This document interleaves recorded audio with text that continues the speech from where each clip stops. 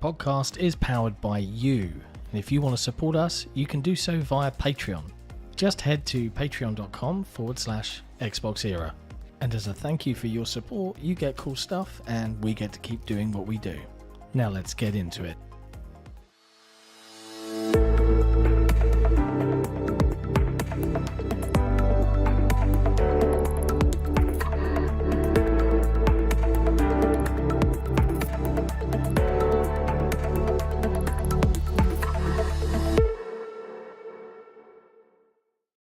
Hello friends and welcome to the episode 118 of the XboxEra podcast. I'm Sticky Mechanico and I'm joined as usual by Special Nick.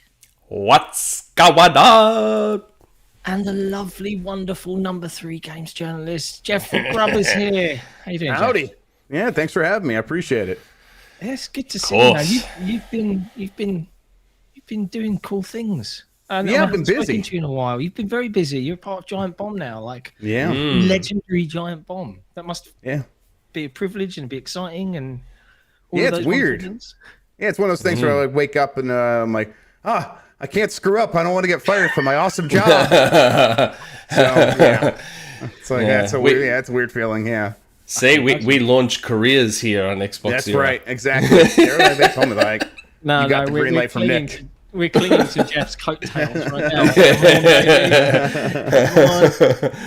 It's been going great though. It's been a lot of fun, sort of like trying to get stuff off the ground over there, and we trying to keep a good steady pace of content coming out. But it's like you remember how finicky video games are. Like we were gonna do the Halo co-op stream on Friday, and I was really looking forward to it. And I got it all set up, but it's like not everyone's going to play on Xbox. So there's another way to do it on PC, or is there another way? And we're all trying to figure it out. And then the day comes, it's like, we got to can this. And every game can have like those sort of like weirdness to it. So it's like, it takes a lot of effort into getting multiple people in on a stream for a video game thing. So kind of like learning that side of things of like, maybe we should come up with better planning structures. But overall, it's pretty fun. Like come up with an idea, and then like the next day, just hey, we're gonna go do this online, and have a really good time with it. Like on Friday, we played this Chimera Land MMO, which is just a bananas thing. It's free on Steam, and the character creator is just like, hey, you slide it to one side, and you are a weird fish with muscles. You're a shark man with muscles, and you go to the other side, and you're a sexy lady fish with a bikini on. Sounds hot.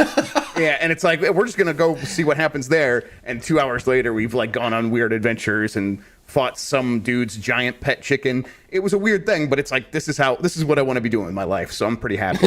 Yeah, I'm super curious. How does it work? Like, because Giant.B.O.M, it's not like some of the other kind of larger, more of that ilk outlets, right? You guys are much more remote, right? You're not all sharing the same city or something like that, right? No, some people are in studios. They occasionally do things in person.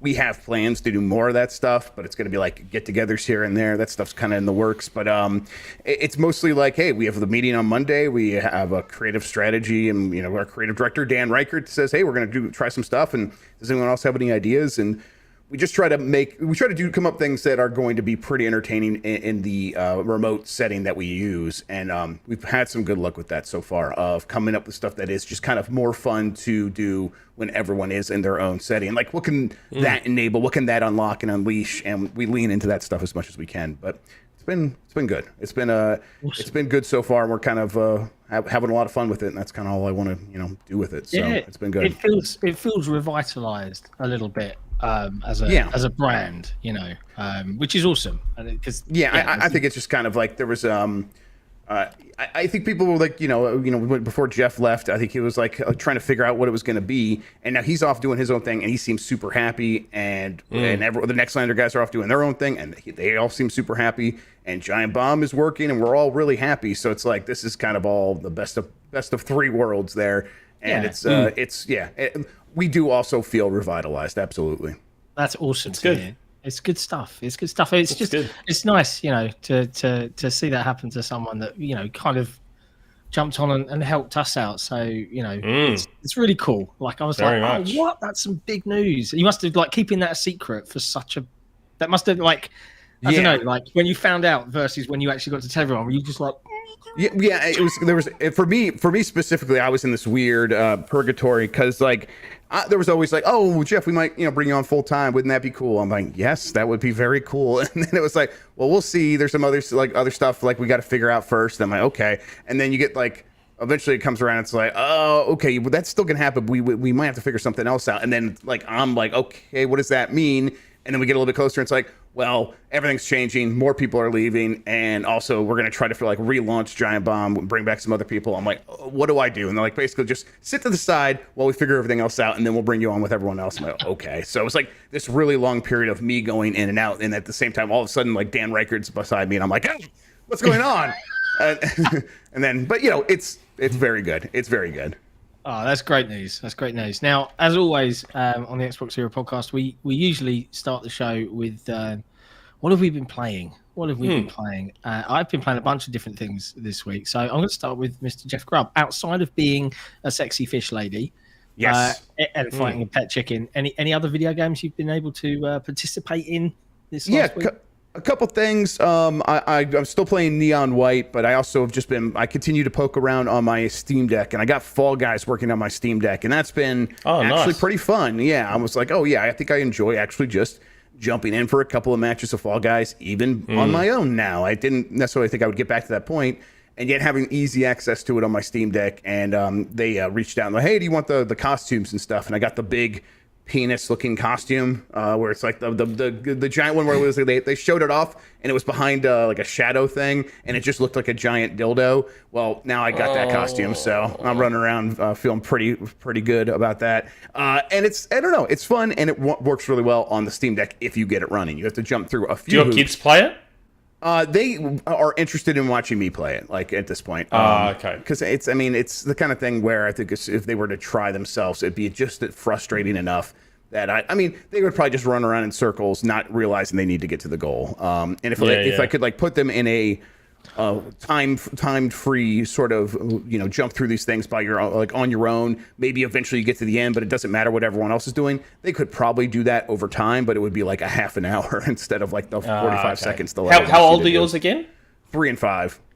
Yeah. Okay. Yeah. The 5-year-old would kind of like could get the concept, but stringing all those platforming skills together would still be pretty rough. No, that's right. Yeah, see, mine are 10 and 6, so that they both play it, and of course my daughter saw Pusheen in the store, so I had to buy the Pusheen outfits for her because it's Pusheen. And then so what I've done is I've hooked my Amazon account to her Epic account so that she can get those Twitch free suits for that game. Yes. And then I get the Game Pass ones with a code that I then use for my son's Fall Guys account. There you go. Because I don't play the game, so I give them all the free stuff that I get. But yeah, they seem to love it. It's a good time, and I think I'm also kind of just like in a holding pattern where I'm like, I'm messing around with a few other things. I played a little bit of Multiverses. I basically kind of I went through the tutorial and then I tried a few matches with a few of the characters. And I think I like it quite a bit. It feels very responsive. And my problem, like I played a ton of Smash Brothers when it first came out on Nintendo 64 500 years ago. And then I definitely played a bunch of Melee as well on GameCube. At a certain point, I stopped playing because I stopped like having regular sort of, let's have my friends over to play games with me. Like that stuff just evaporated from my life. And so I didn't play much more of that game anymore. And then I tried to go back to it in the recent releases for Wii U, 3DS, and now Switch. And for something broke in me where I just don't know how to make it feel good anymore. It doesn't, the attacks never feel like I'm doing attacks anymore. This 100%. Game doesn't have that. I'm like playing as Shaggy, and I'm doing this jump kick, and it like feels super powerful and responsive. And I think I like the way it plays. 100%. Yeah, you're on the same boat. Go ahead. Exactly. Like Jeff's trajectory with Smash is pretty much exactly like mine. So I've still got the original cartridge for Nintendo 64, and I used to play it like crazy.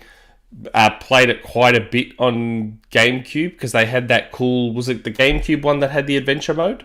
That single player adventure mode thing? What is subspace emissary or something? Was that the Wii version? I can't remember which now.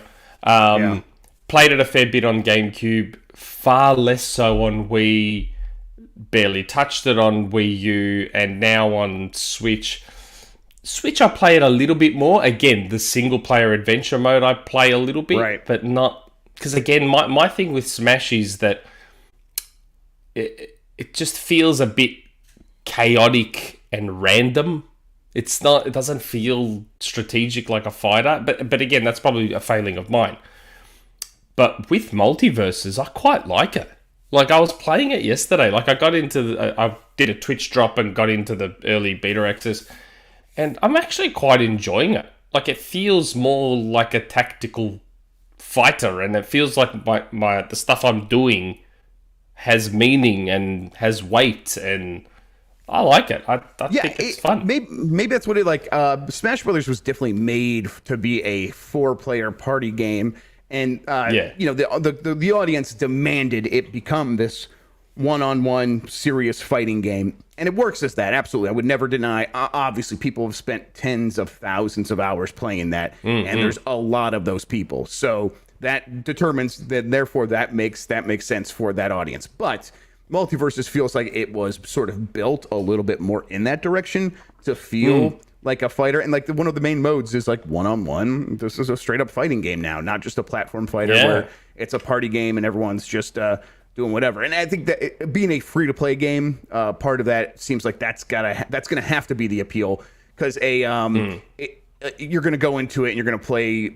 If you are going to get into it serious enough that you're trying to unlock characters and unlock their costumes, I would imagine you are going to have to lean a little bit more in the competitive scene than in the casual party scene. So, yeah, makes sense. No, I like it. I see it making its way into my games as a service rotation. Like, I saw that it's got a battle pass, and I mean, I barely unlocked anything yesterday. But yeah, I was surprised because I expected to not like it like at all, and I was actually shocked. The only thing I'll ask you, did you do all of the tutorial, including the advanced ones? I think there was like, do you want to do more tutorial? And I was like, no, I do not. What did I miss? Okay. I did all of them, and then I Googled it, and I asked on Twitter, and apparently this is a common thing. The kickback, I think it is, the kickback influence tutorial, it's basically impossible to do the second part of it for some reason. There's something broken and they need to patch it, and you actually can't do... Like, I jumped on YouTube to see if there was guides, and the people that were doing it were like, okay, so there's this trick to bypass this second part of the tutorial, and if you're on PC, what you do is, as soon as Wonder Woman kicks you, you Alt-Tab out of the game and then Alt-Tab back in. I'm like, okay, so that's how you do the tutorial? What? So it's like, I was just wondering if you had done it properly, but no, it's impossible to do. So I didn't even get into that situation, so no, I mostly avoided it. Is the game actually out, or is this just like an early access? It's early access to the open beta. Ah, okay, yeah, cool. I'll have to. So you have to like buy your way in, basically. I think like if you buy the Founders Edition, you'll be able to play it, but it's going to be free to play. Or you do that. Yes, or like the way I got in was I hooked up my WB account to my Twitch account and then watched a streamer play it for an hour, and you get access. Okay. Right. Yeah, cool. yeah. I'll give it a go. And you know what's annoying? WB has changed their account system so many times in the last 10 years. Oh my God, you know how many WB accounts I've made? 4. Yeah, I made one for Injustice, because Injustice Mobile linked to Injustice, the console game. So that's when I first made a WB ID, so that I could get all the unlocks and everything. But then that WB ID didn't work a few years later when I tried to use it for some other game, so I had to create another one, and then I'm on like my 3rd or 4th one. Like, yeah, it's just... I was like, I'm pretty sure I've had something with WB before, but nothing's coming up, and I can't find anything in like my password management stuff. Yeah. So it was like, all right, I'll start a new one, whatever. At this point, I'm like, is it me though? And I know this is a bit first world problem, right? But is there anything more annoying than having to create a third-party publisher account to play a video game. Yeah, I don't love it. Anyone? Yeah, no. Apparently, if you set your age annoying. to below 10, It was they don't force you to come up with your name, and they don't force you to come up with a WB account. They'll just let you play the game. I'm like, wow, okay. So it is possible. But yeah, whatever. Yeah, but like, I get it. Like, I understand it's annoying, but at the same time, that's the sort of stuff that allows us to have the cross-platform play and the cross-platform progression. And so, I mean, it's sort of a you take the good with the bad kind of thing. But what are you going to do? That's not all I've been playing, though. Yeah, my bigger issue with the game is like I just don't know how many of these characters I care about. They have a pretty good roster in terms of variety. I just I'm going to it. I'm like, I liked the Steven universe I watched with my kids a little bit. I did like Adventure Time a lot at one point. I'm sort of over Batman and Superman. There's just I don't know. I'm waiting for Daffy Duck. That's me. Yeah, Duck Dodgers. I'm waiting for Daffy Duck. I think Duck Dodgers would be fantastic to have in the game. But like Bugs Bunny, I'm like, I don't care that much about Bugs Bunny. Marvin the Martian might come in there. LeBron James. I'm just like, this roster is not quite sparking joy for me in the same way that Smash Brothers rosters does. But whatever. There's only so much. I've always been a Daffy Duck guy, so I'm just waiting for Daffy Duck to get in there, and then I'm like all in.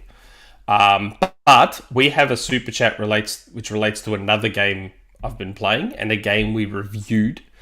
So the super chat from the Don CJG. How we doing, gents? After a 2-year-long wait, Bright Memory Infinite finally released for console. Has anyone here given it a shot? I'm loving it. Yes, I'm actually enjoying it too, the Don. I've been playing Bright Memory Infinite, and it's one of those games that it's right up my alley. It's simple. It's just all about the action, and the gunplay feels nice, and it's got cool, fancy effects, and it's crazy, and it's out there, and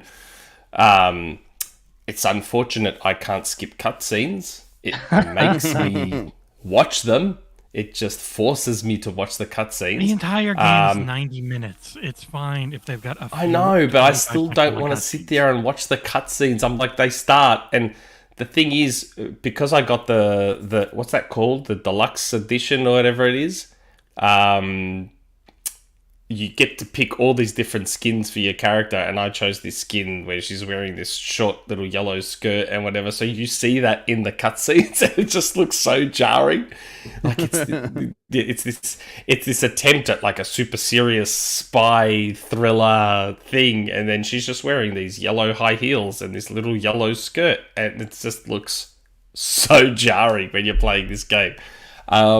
But it's cool. It's got really cool stuff, and it's like made by one guy. It's pretty bonkers when you think about the fact that it's made by basically one dude. It's like I'm seeing really, lots of really screen nice. tearing on Jesse's captured footage, but I didn't have VSync on. That wasn't me. You can actually turn VSync on and off for the 120 hertz mode. Fair enough. You could put up with a little tear. Oh, I like it. What's not to like? 120 FPS, good. Action, good. FPS, good. Yeah, I like it. It's cool. I'll it's give just it a go. dumb I fun. didn't mind the first one. And for 90 minutes, yeah, sure. And it's reasonably priced for what it is. $20, 20 quid, something like that. Something like that, 20 or 30 bucks. It's 20. If it was 30, it'd be way over the top. But yeah, it's 20. Okay, good to know. It's fine. I'm trying to think if I've been playing anything else. I feel like I have, but I can't remember. I don't know. My memory is so shot. I played a little bit of Toilet Chronicles. Okay. Are we talking about a video game here? Is that a real thing? Well, yeah, in real life, but also a video game. Yes, absolutely. Toilet Chronicles is on Steam, and it's a game where you go to the bathroom in 2008 at a party, and it's there's a bunch of stalls in there. Yeah, there we go. And it's kind of like a puzzle game a little bit. It's like a little mystery thing where you go in the stall, you sit down, use the bathroom. The guy next to you is like, "Hey, I need toilet paper," and then you get a note saying, "Don't let him leave." And then the guy in the thing is like, "No, hey, go in the vent and get the thing in there, hand it to me." And you go in the vent, and it's a grenade, and you can give it to him. And it's the kind of thing where, okay, if you pull the pen before you hand it to him, he'll take it and it'll blow up, but then it's like, well, you blew up your partner. That's one of the endings, and there's 12 different endings. And part of the fun is doing all the things that you can to like sabotage yourself so you could see all the different endings. Obviously, the first one is like you just try to leave right away and stuff like that. But it's fun so far. I was thinking about doing this on stream for Giant Bomb, so I played through about half of it. I got about 3 or 4 of the endings. Yeah, right there. Yes, you blew yourself up, and now you're a little skeleton there. So yeah, it's. I think it might be worth like if you want to like just have like a fun thing, especially if you're going to do it on stream. It's the kind of thing that can be fun to like play around with your audience. So I've been enjoying that. There is a game on Steam, and it's been in early access for years, and I'm not sure if it's actually come out. I haven't checked on it in like the last year or so, but it's Sniper Party. Have you heard of this? It's a 1v1 game. So one person plays as an NPC and has to complete a series of tasks, but pretending and moving their character as if they're an AI. Spy Party. Thank you. That's it. That is something. Yes.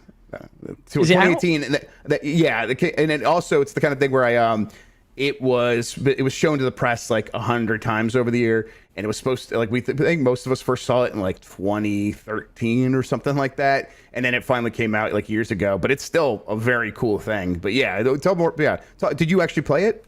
Yeah, I've had a couple of quick goes, and it did make me giggle. But this was years ago, and I have to admit I haven't gone back and checked because it was still in early access when I picked it up. Technically, Spy Party is still in early access. Technically, it has been for 4 years. Yep. Wow, go figure. But yeah, that was always a good long because it was just people pretending.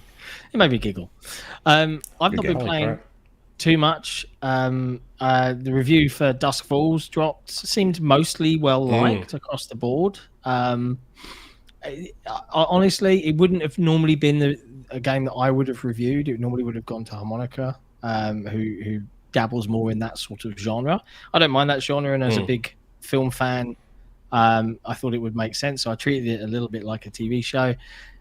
It's okay, like I was surprised that I actually kind of ended up liking some of the characters and got drawn into the plot a little bit. And the first half is assuredly stronger than the second.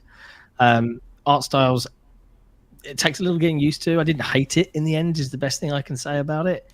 But there are parts of me that like, if you got the actors in and they were doing these lines and they were doing this stuff, why didn't you just film it?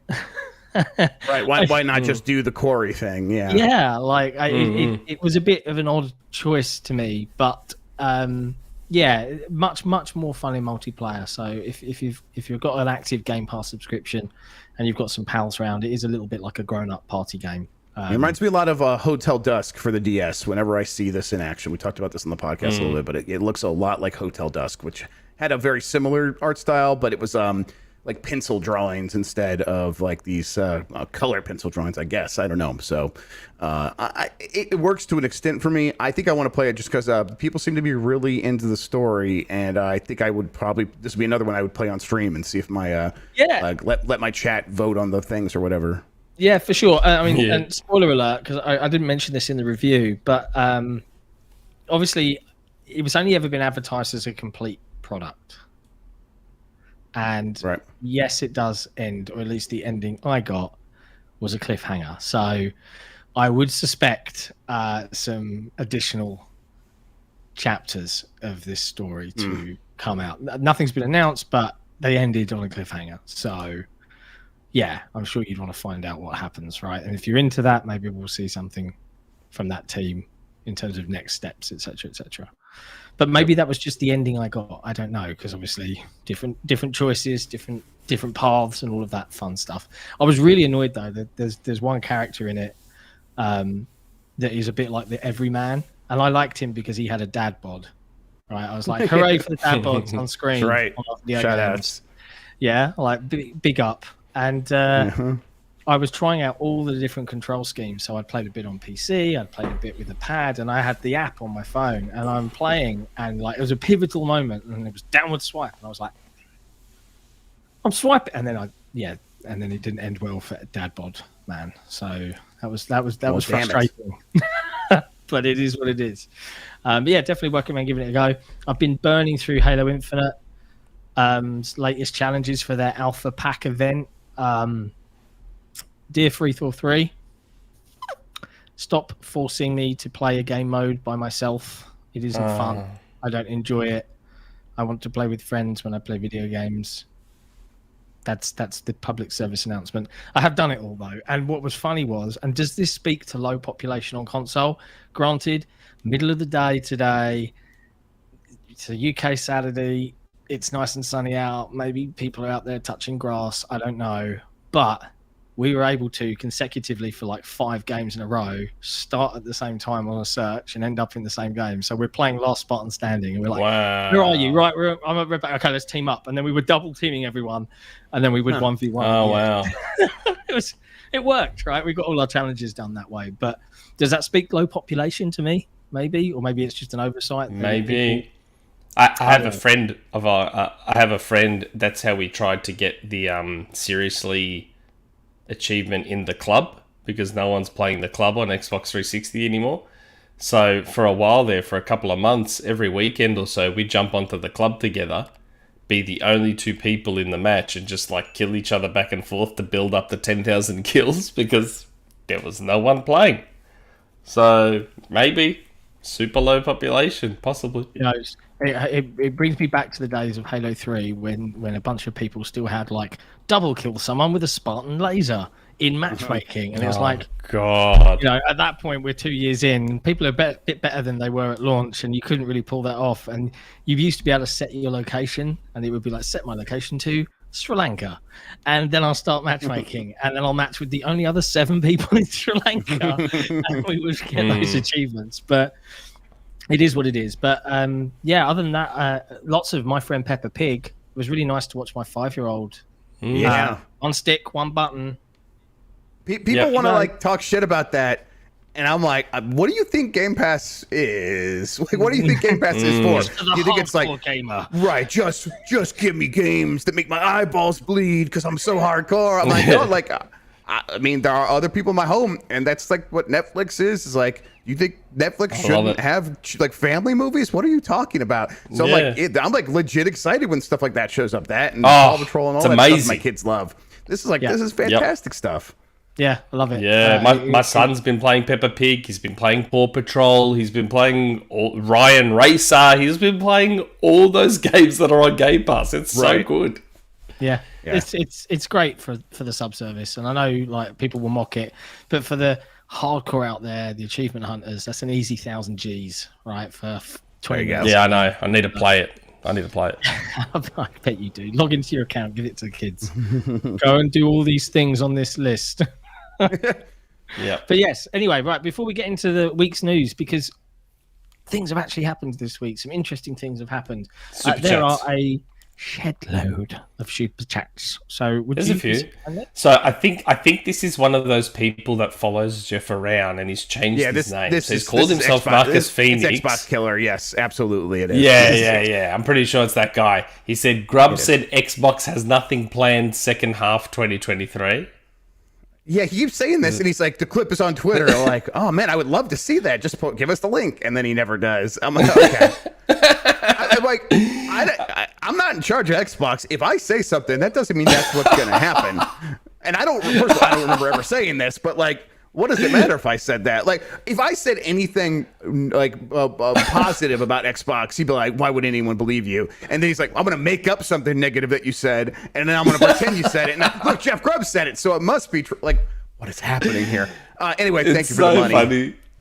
It's so funny. He gave us more money. Yeah, of course. Nick lied about K2I. I assume he's meant to say KI2, Killer Instinct 2, and God of War, Gears of War Collection. Grubb lied on BK. Is that Banjo-Kazooie? Banjo-Kazooie, and that was never me. I never said any. Like, we speculated after MVG was like, MVG was like, yeah, we heard it's got the green light, and we don't know when we'll see it. And then so everyone's like, well, that means we're going to see it at E3. And like he was like, I never said when we'd see it. That's what happened to me.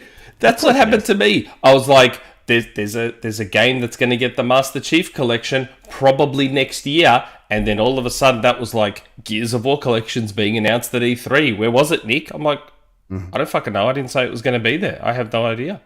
I don't understand how it got attributed. In chat helped me remember. We actively doubted the Banjo-Kazooie thing. Like, we definitely doubted it would be at E3. I'm like, of course they're thinking about it long term, but who knows? I didn't hear an update to that rumor this week that Sumo Digital are rumored. That's the latest rumor. Yeah, again, unconfirmed. Yeah, so that's the wait and see. But I mean, I would be fine with Snake Pass, right? They did Snake Pass. That was quite cutesy and Snake Pass owns actually. They did Sackboy. They did Sackboy Adventure. Yes.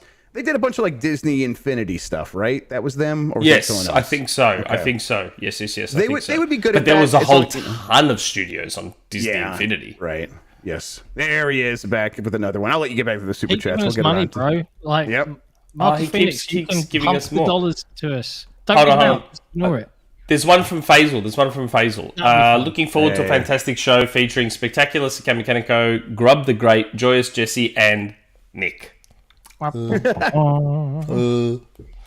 Marcus Phoenix, Scrub. You said Xbox no games 2023 on Nintendo show. Clowny face.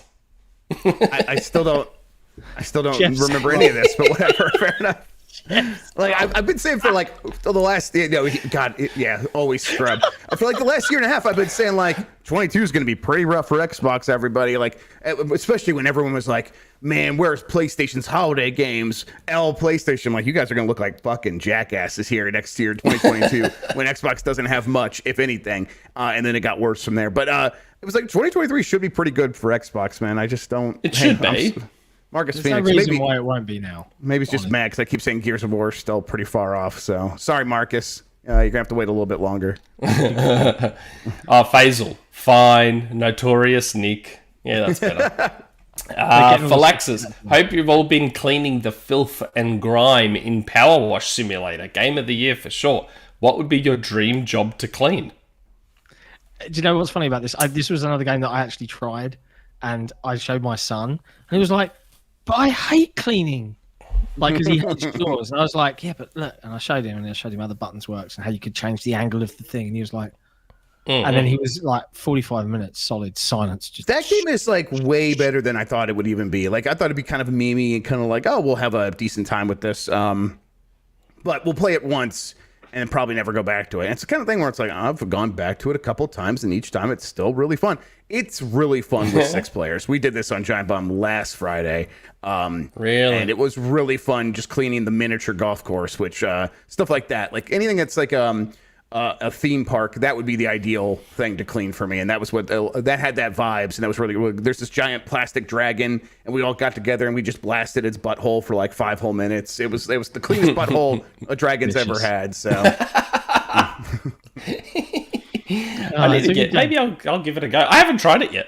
Honestly, Nick, I think it would appeal to you. I think you would. You'd be like, what's daunting is like you do the first level and it's a car, and you're like, okay. And then they're like, here's an entire garden.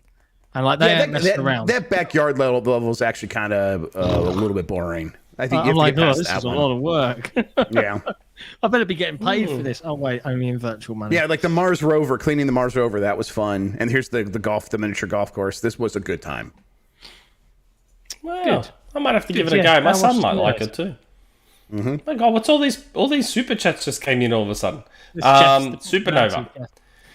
Yeah, Mike's there too. Supernova. Hello, everyone. After Gregory McCurdy joined Sony, is Sony preparing to acquire a huge publisher? Gregory McCurdy's a merger and monopoly specialist at Uber.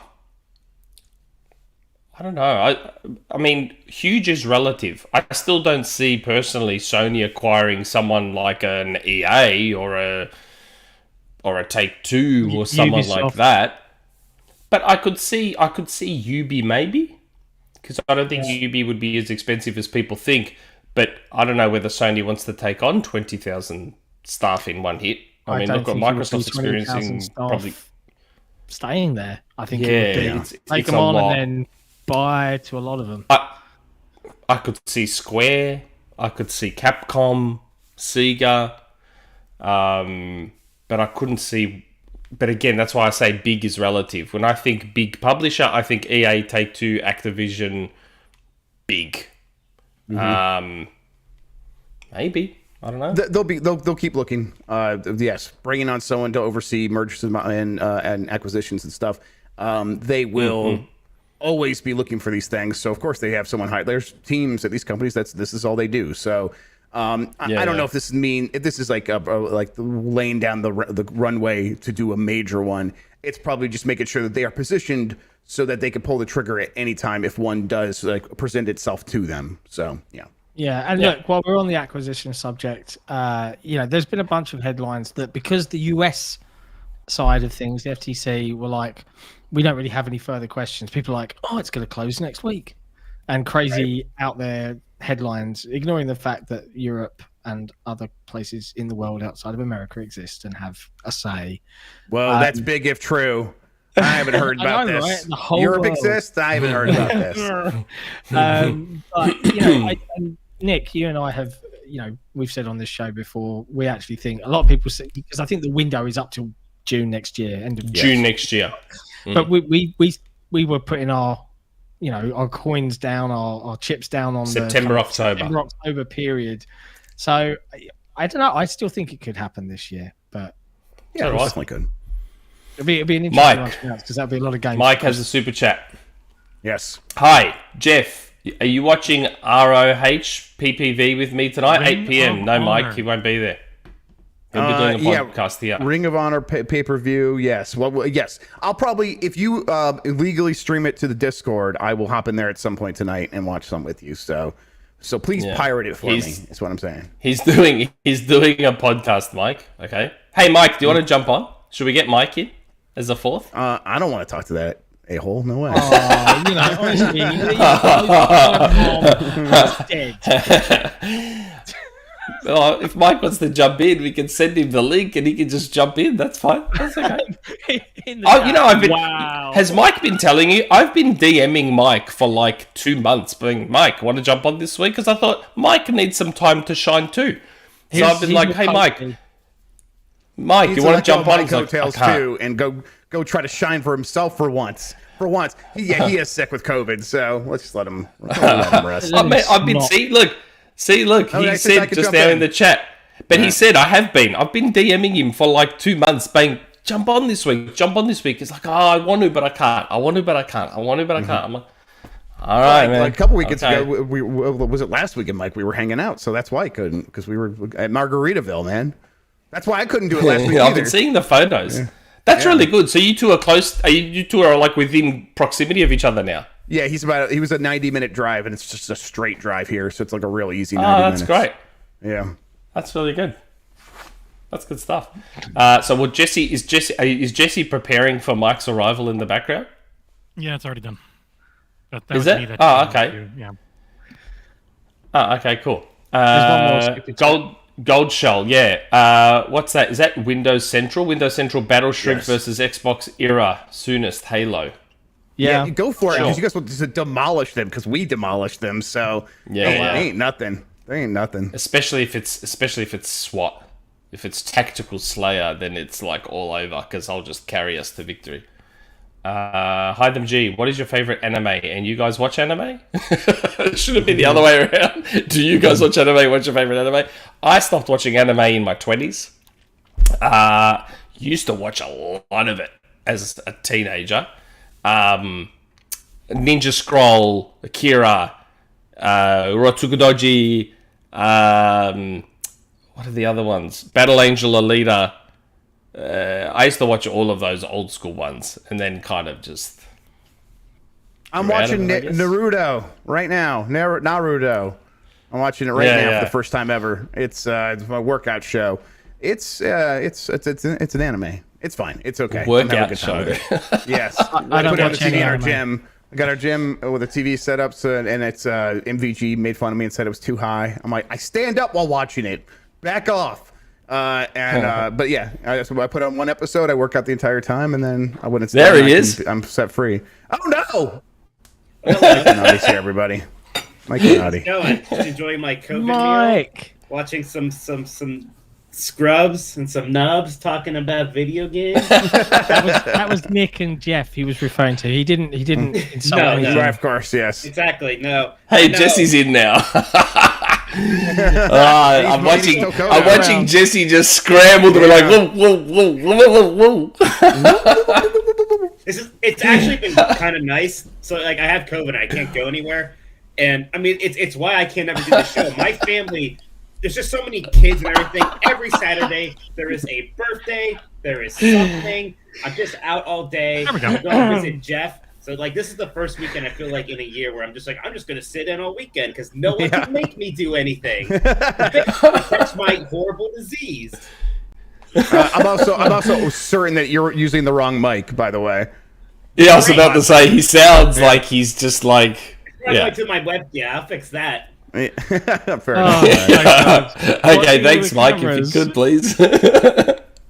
Watching the cameras go hilarious there. That was absolutely fun. God, more super chats. Really Supernova. Konnichiwa, Mike.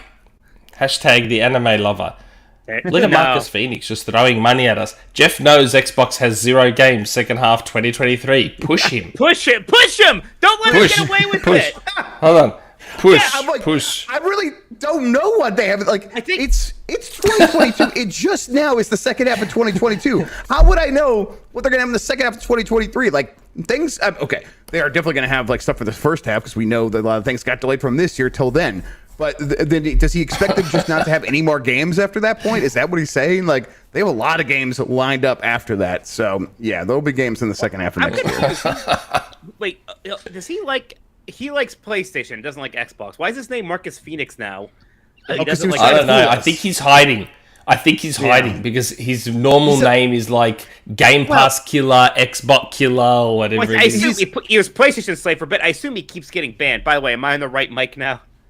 Yes. You sound a lot better. Right. He's a master of disguise, Mike. What do you expect? Like, yeah, exactly. I think when he yelled at us last time, Jeff, about you saying there's no games in the second half of it, you just repeated what he said, and then on the 10 Dogs, and he's like, "Look, he said it," and that's what he's referring to now. Is that what's happening here? I think that's actually what's happening. Good.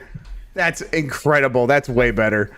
Now I'm just imagining him as as the main character from The Master of Disguise. What was it, Giuseppe Disguisi? Yeah. Oh my god. How are you guys? Dana Carvey, whatever. Oh, good, Mike. How are you?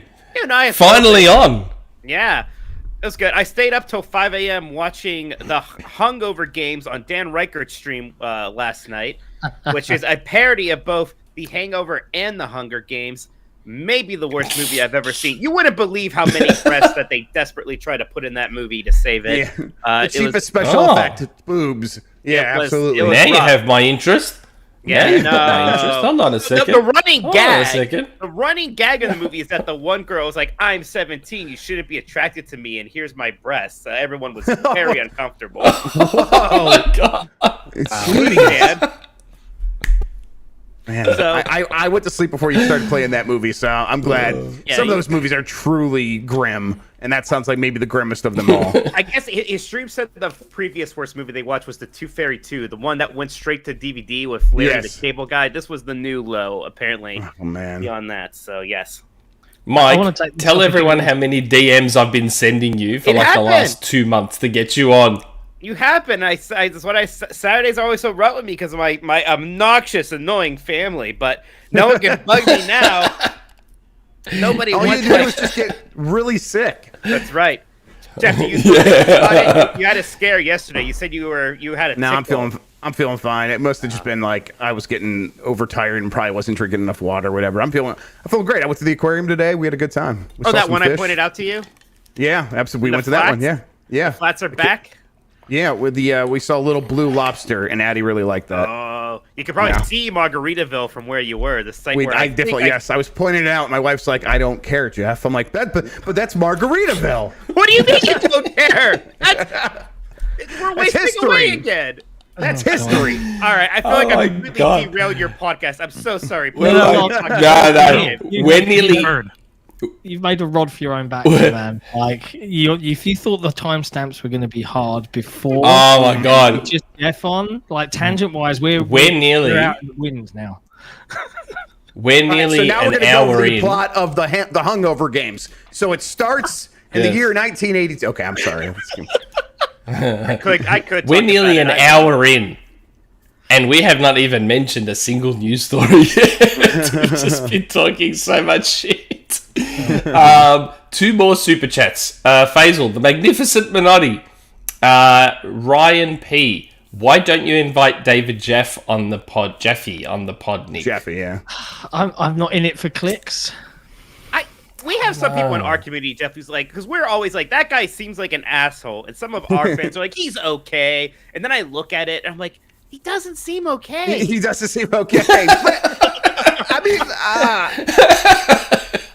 I don't know. I feel like I could see through his shtick pretty clearly, right? Where he's just like, I'm a shit stirrer, but I'm also a nihilist. So I don't care that I'm stirring the shit. And when people say, hey, what you've done here is bad, well, is anything bad really? Nothing matters. I'm a nihilist. I don't want to deal with that. I don't know. I don't want that energy anywhere near me. But I'm in this weird spot where I have a soft spot because I adore the original God of War so much. I mean, listen, so I have this weird soft spot. So you know how you deal with that, right? You go and you play Drawn to Death. You try to find a way to play Drawn to Death. You'd be like, okay, never mind. We don't have to deal with this, man. This man play Drawn to Death.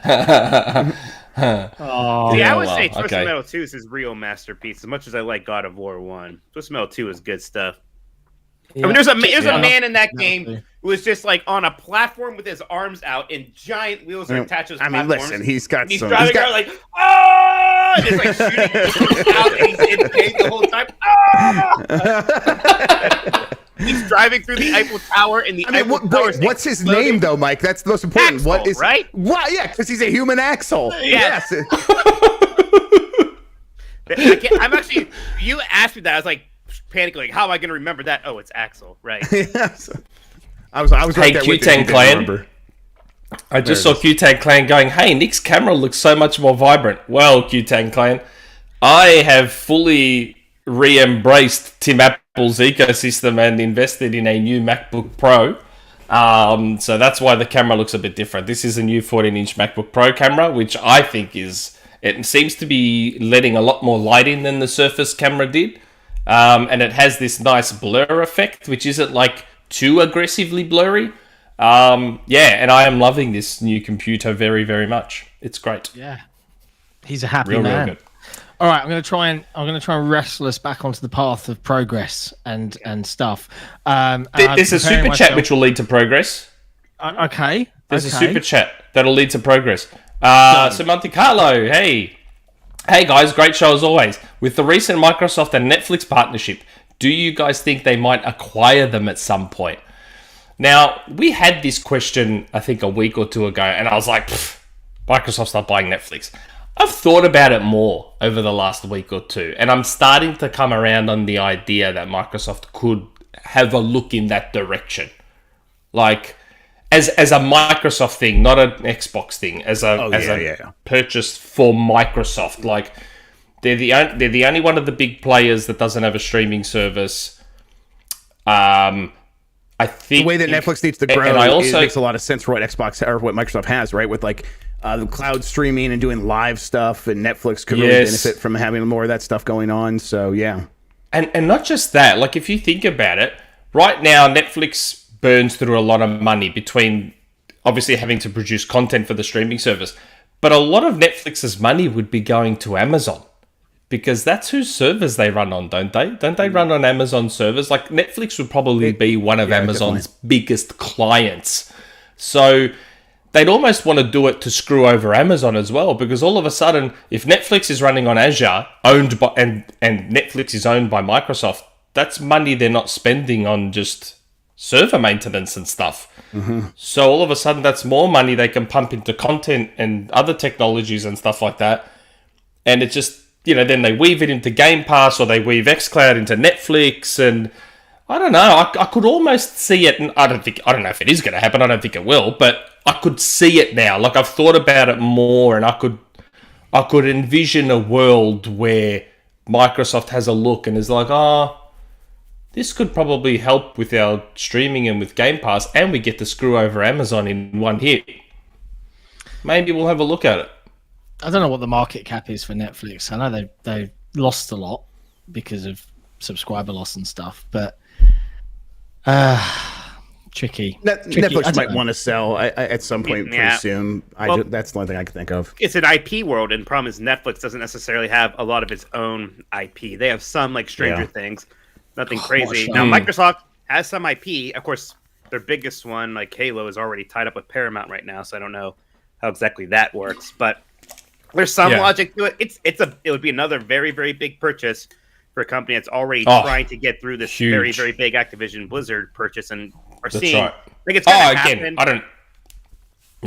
The Activision Blizzard one's going to happen, but there's more roadblocks than they even thought, I think. Yeah. And so who knows if that's going to deter them. Yeah, it's tricky. I don't know.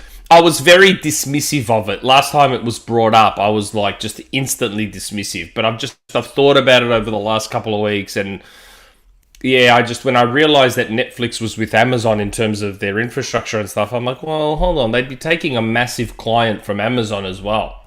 So, and all those big tech companies are all about screwing each other over. Mm-hmm. I'm saying it's something I could see. It probably won't happen, but yeah, I don't know. It's just, I've thought more about it the last couple of weeks, and I've come around on the idea a little bit. Crazier things have happened. Agreed. Yes. It would be over 100. Supernova. Yeah. Supernova. Any chance of sending an invite to Jim Ryan? Jim always appears in our chat. Well, Jim's right over here. Let me ask him. Jim, you want to come on? Oh, he's shy. Jim, come on. He's playing with his hat.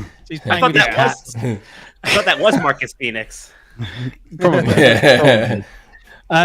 Okay, well, so and I realise now I'm looking at the show notes here, and this is just going to be another 30-minute tangent, so I'm just going to suck it up and deal with it. Turtles Cowabunga collection is dated for August 30th. Yeah. That's all I have to say. Okay. This is good. I'm glad this game's coming out. Yes. It's like we've been waiting for more information about this. I think that they were right to let Shredder's Revenge come out and like lay the hype for this. And now there's going to be a lot of people who probably are like, I'm ready for more Turtles. Let's get more Turtles. And now here's the Cowabunga collection from Digital Eclipse and that team, and I'm ready for it. Jeff and I played some Turtles in Time at an arcade bar in Cleveland last weekend. Mm-hmm. So good. And this collection has the arcade version and the Super Nintendo version, which has more levels. Yes. So you get like both. That's great. Yep. You get all three versions. Has it got Hyperstone Heist? Oh, it's got Hyperstone The Mega Drive one? Baby. It's got Manhattan Project, all three versions of Tournament Fighters, including the NES one. Yes, the NES one, yeah. Nice. It has a great soundtrack that most people have never heard because it's the NES version of a 16-bit fighting game with the turtles in it. It's got the 3 Game Boy games. I know at least like one of those Game Boy games is very well regarded. I'm not sure about the other two. Yeah. But yeah, I mean, gosh, it's going to be fun.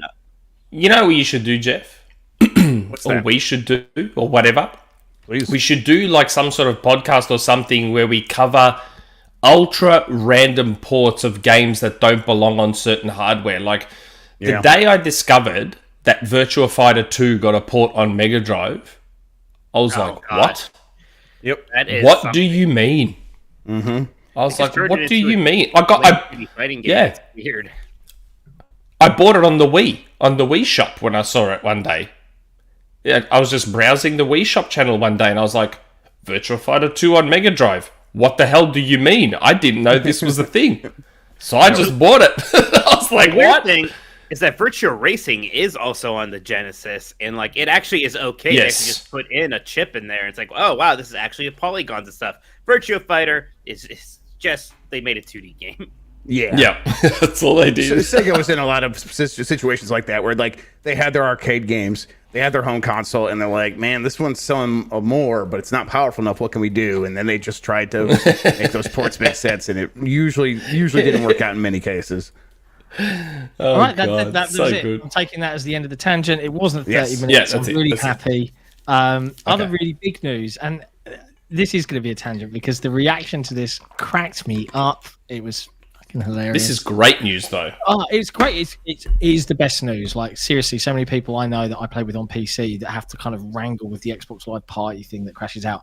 Discord voice chat is coming to Microsoft Xbox. Mm-hmm. Yes. Great. Happy days.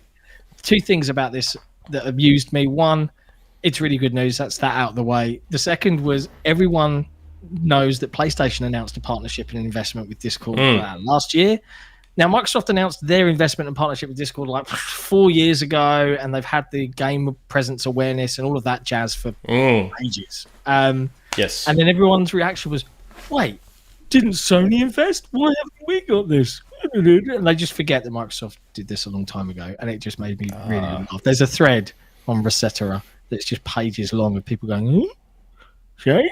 But I mean, how many times do people need to be taught that there isn't a specific timeline on deals? Deals overlap, deals overtake each other, stuff changes, Darkwing Duck.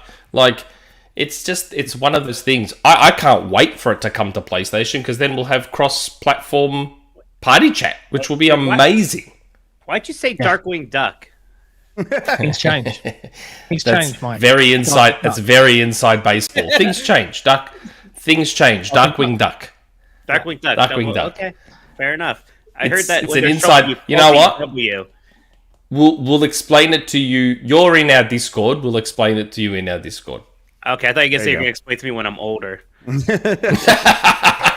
We'll tell you when you're all grown up, Mike. We'll tell you when you're all grown up. Good boy. Oh, man. And the next piece of news, and I have to be, I'm not going to talk much in this segment, but I'll let you guys go ham. People have really data mined the co-op build for Halo Infinite on PC and have found their way into a very early build of Forge. But how amazing is Halo Forge, though, by the look? Based on the leaks, it looks. I didn't know it was a very early look or a very early build until John just dropped that friggin' truth bomb. Hey, whoa! Okay, early build. Maybe very early is not the phrase I should be using. Early build. Like, I'm just talking generally. I'm not talking specifically. It's not the release. It's not official. This isn't. It's not the official release. I'm bummed for the Forge team, because there was lots of stuff that's now out in the open that they were very. Looks amazing, though. Yeah. There's some good things coming. Some really nice Forge and the community is what will probably save Infinite. Like, based on what I've seen in the leaks, it's going to be Forge that saves it, and all the stuff that people create with it, because that looks full on. Like, I've been seeing clips come up on my feed on Twitter, and you can put billboards up, and they're doing these air raids, and there's just nuts stuff they're doing. And not only are they doing nuts stuff, it looks great. Like, remember Halo 5 Forge and all the other Forges? They had that look to them where you could tell instantly that it was like a Forge map or whatever. I look at some of my Infinite maps and then answer that question, yeah? Come on now. But in Infinite, it doesn't look that way. Everything looks legit. Like, it doesn't look like it's obviously a Forge creation. Like, it looks, man, like they need to get that out ASAP. Jesse, just for fun, search in YouTube, Fate of the Morning Star Halo 5 Forge, for a look at a Forge map that doesn't necessarily look like a Forge map. Ready to blow your mind. I'm sure you'll find a video somewhere online for it. Fate of the Morning Star from the Sea of Thieves game. But yes, the things that I have to be really careful. Things are going to be really, really cool, and it blows my mind really that we're almost near the end of July, and it's targeting September for the beta, right? And that's when we're going to be seeing some really cool player creations and all sorts of stuff like that. So it feels like we're going to wake up here one of these days. Yeah, we're going to wake up one of these days, and it's going to be like, okay, it's time to start talking about Halo again. Or at least they better be in a situation where that's like, and it's like, so. And here's a bunch of stuff from Forge and all this other stuff, and co-op's officially out there now, and everyone can play it, and it's just and then on top of that, here's all this stuff you didn't know we were making. I don't know if we're going to get to that part of it. I would really, really hope that they have some stuff ready to surprise people pretty soon, though. Yeah, the next. Yeah, but hold on, Jeff. They're charging for co-op. You have to pay extra money for co-op. You know, like I paid $1 back in November, right? I paid $1 and I expected the full game. Now they want me to pay $10 more to play co-op in Halo. Like, that's ridiculous. Like, I can't believe it.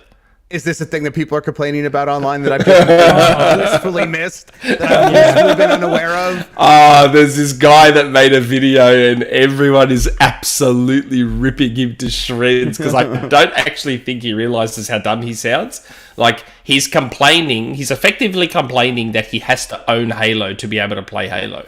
Right, like, yes. And I'm like, exactly. Yeah, dude, you have to own it or subscribe to Game Pass. Right, that's how it works. It has always been available to you. You always could have bought Halo. Right, okay. Yeah. Oh, it's so funny. And he doesn't realize it. He's like tripling down and quadrupling down. Like, it's so funny. It's so funny. Weird. But yes, keep going. Sorry. yeah, it's gonna be good. There's a lot riding on it. I definitely think, and I don't know. Anecdotally, I have been seeing a lot of almost, and this is pure conjecture on my part. I've seen a lot of embedded full-time employees announcing, I'm moving on from 343. And it feels, yes, that's normal after the end of what's obviously been a very difficult project through COVID and everything else. But, we've also seen the recent hire of Paul Bertone, ex-Bungie guy. I wonder if there's a little bit of cleaning house or straightening things out, reassessing, rebuilding the team, repivoting things a little bit. Not sure. But that's just pure conjecture for me, just seeing some people leaving in larger magnitudes than one would normally assume. But yeah, Halo Infinite. I reckon it'll be a huge turnaround for the game. Like the stuff that, and come on, this is coming from me. Like, who has dumped on Halo more than me?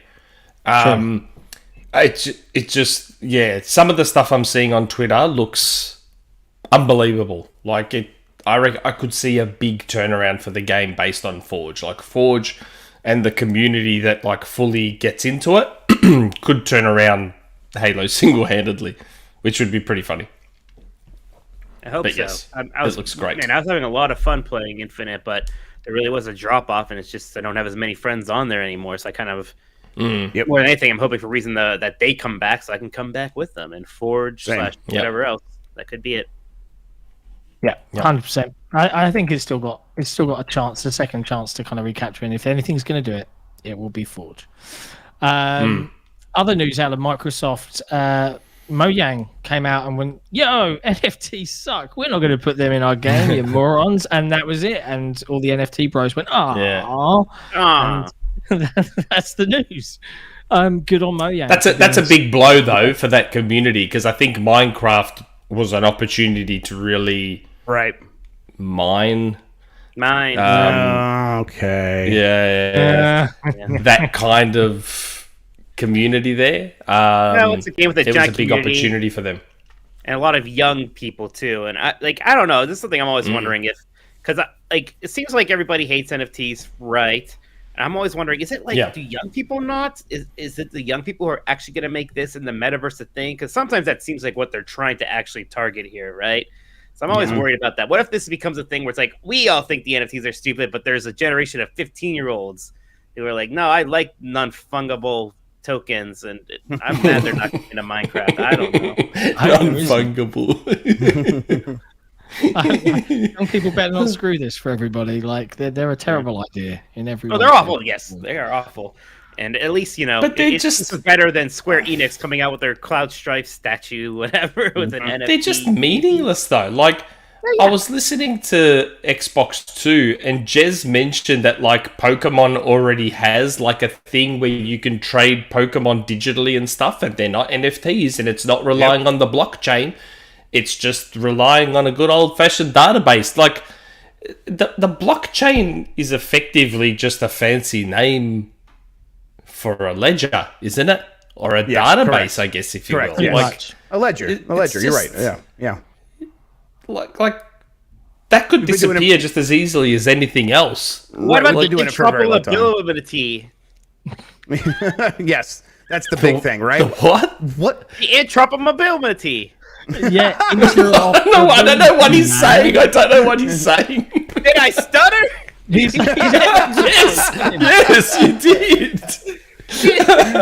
Don't you want to bring this sword from fucking Final Fantasy 14 into Pokemon Go or whatever, right?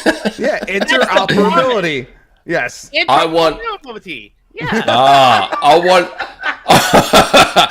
I want my Indiana Jones skin from Fortnite to be in Halo. Isn't that what the blockchain and NFTs will bring me? God. Yes, because that's just how it works. That's all you got to do. If it's on a blockchain, then you can do that, apparently. Yes. Wow. Oh my God. That's so dumb. Craziness. But good on Minecraft. Good on Minecraft. Yeah, for sure. I think it sets the tone, right? I don't think we're going to see any other Microsoft Xbox studio go, yeah, we're going to do these things. I think that's that now. Square Enix is all in.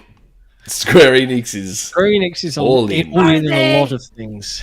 A lot of things. They appear to kind be. of into me. They talk a big game. Their big NFT thing is an NFT that comes with a statue. Like everyone's buying the statue of Cloud and getting this NFT. Maybe I don't know. That doesn't. Yeah, make no any one's buying the sense. statue for the NFT, right? They're not gonna be like, well, I got the NFT. I'm gonna throw out this meaningless statue. This isn't even on the blockchain. I don't want this. Like, yeah, that's not happening. I guess the NFT doesn't it's not even like scenario again. Just millions of buried Square Enix Cloud statues somewhere in the Nevada desert. Oh man! Did anyone see GameStop's NFTs? I saw that they had an NFT of the falling man from 9/11, but he's wearing an astronaut suit. Yikes! Yikes! Yeah, they've got an NFT of someone who jumped off one of the towers NFTs. at 9/11. Never forget. I don't know why they would do that. I don't know why they would do that. I think there's literally somebody who just didn't recognize it as a 9/11 thing. I was like, haha, here's a guy falling. That's iconic. Oh no! Oh no! There it is. Oh god! Now you can own it, Jeff. It can be yours, and no one can ever take it from you. Yes.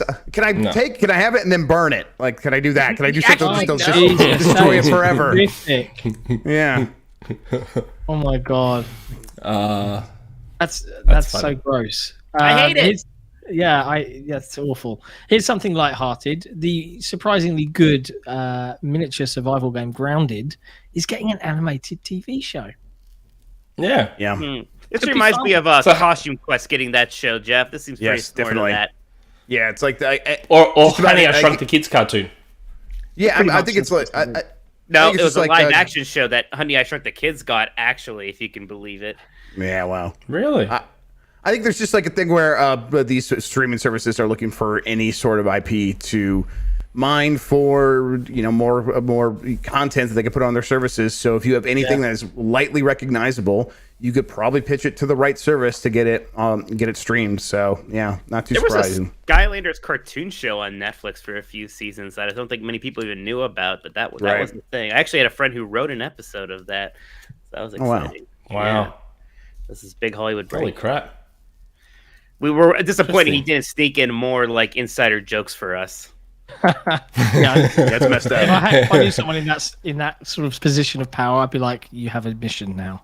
This is your job." Make them say "Darkwing Duck," and then Mike won't understand. Yeah, and he'll go, "What's that? What's that?" So things change. We'll explain it. We'll explain it. We'll explain it off air because it's we'll explain it off air. What else? Spider-Man PC specs were announced because that's coming to PC. Yep.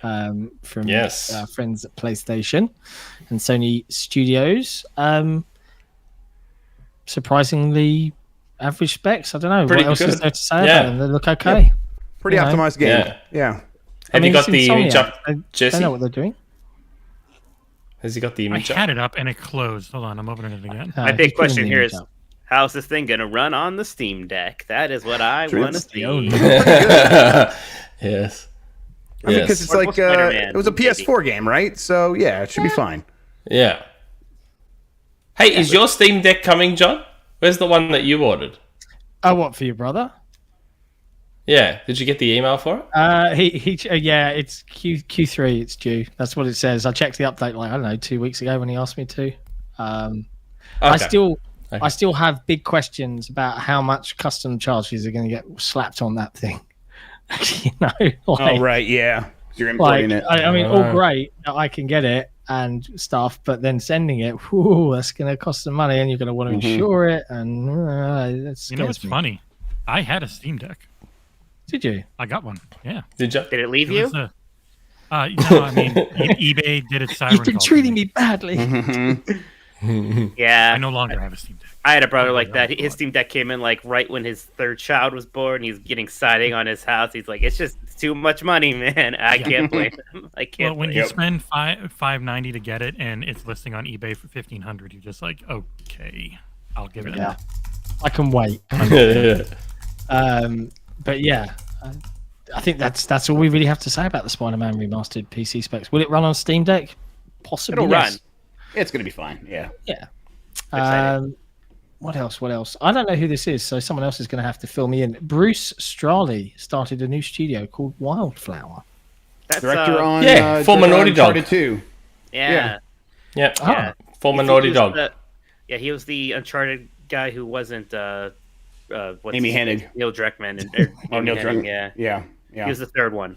The third main Uncharted guy. So he left gaming for 5 years after The Last of Us Part 1. Was that it? Yeah, and now he's back. Something like that. Yeah. I thought he worked on 4. Maybe I'm wrong. He might have worked on Uncharted 4. Maybe he did work on 4. Maybe 4 is the one he left after. Yes, that makes sense. He left after Uncharted 4, which was great, by the way. Yes. I love Uncharted 4. So I'll be interested to see. There's always like X Naughty Dog Studio. I remember the people who made Sonic Boom was like studio made by X Naughty Dog guys, but this is like actually big deal X Naughty Dog guys. So I'll be somewhat interested to see what comes of this. I wonder if Sony will step up his studio. Maybe. Yeah, maybe. I wonder. They love Naughty Dog. How much would they love to have another Naughty Dog, right? Or another Jeff. What was his surname? Jeff from 343 started Jar of Sparks, another studio. He was the lead designer. Yes, that's right. Halo Infinite.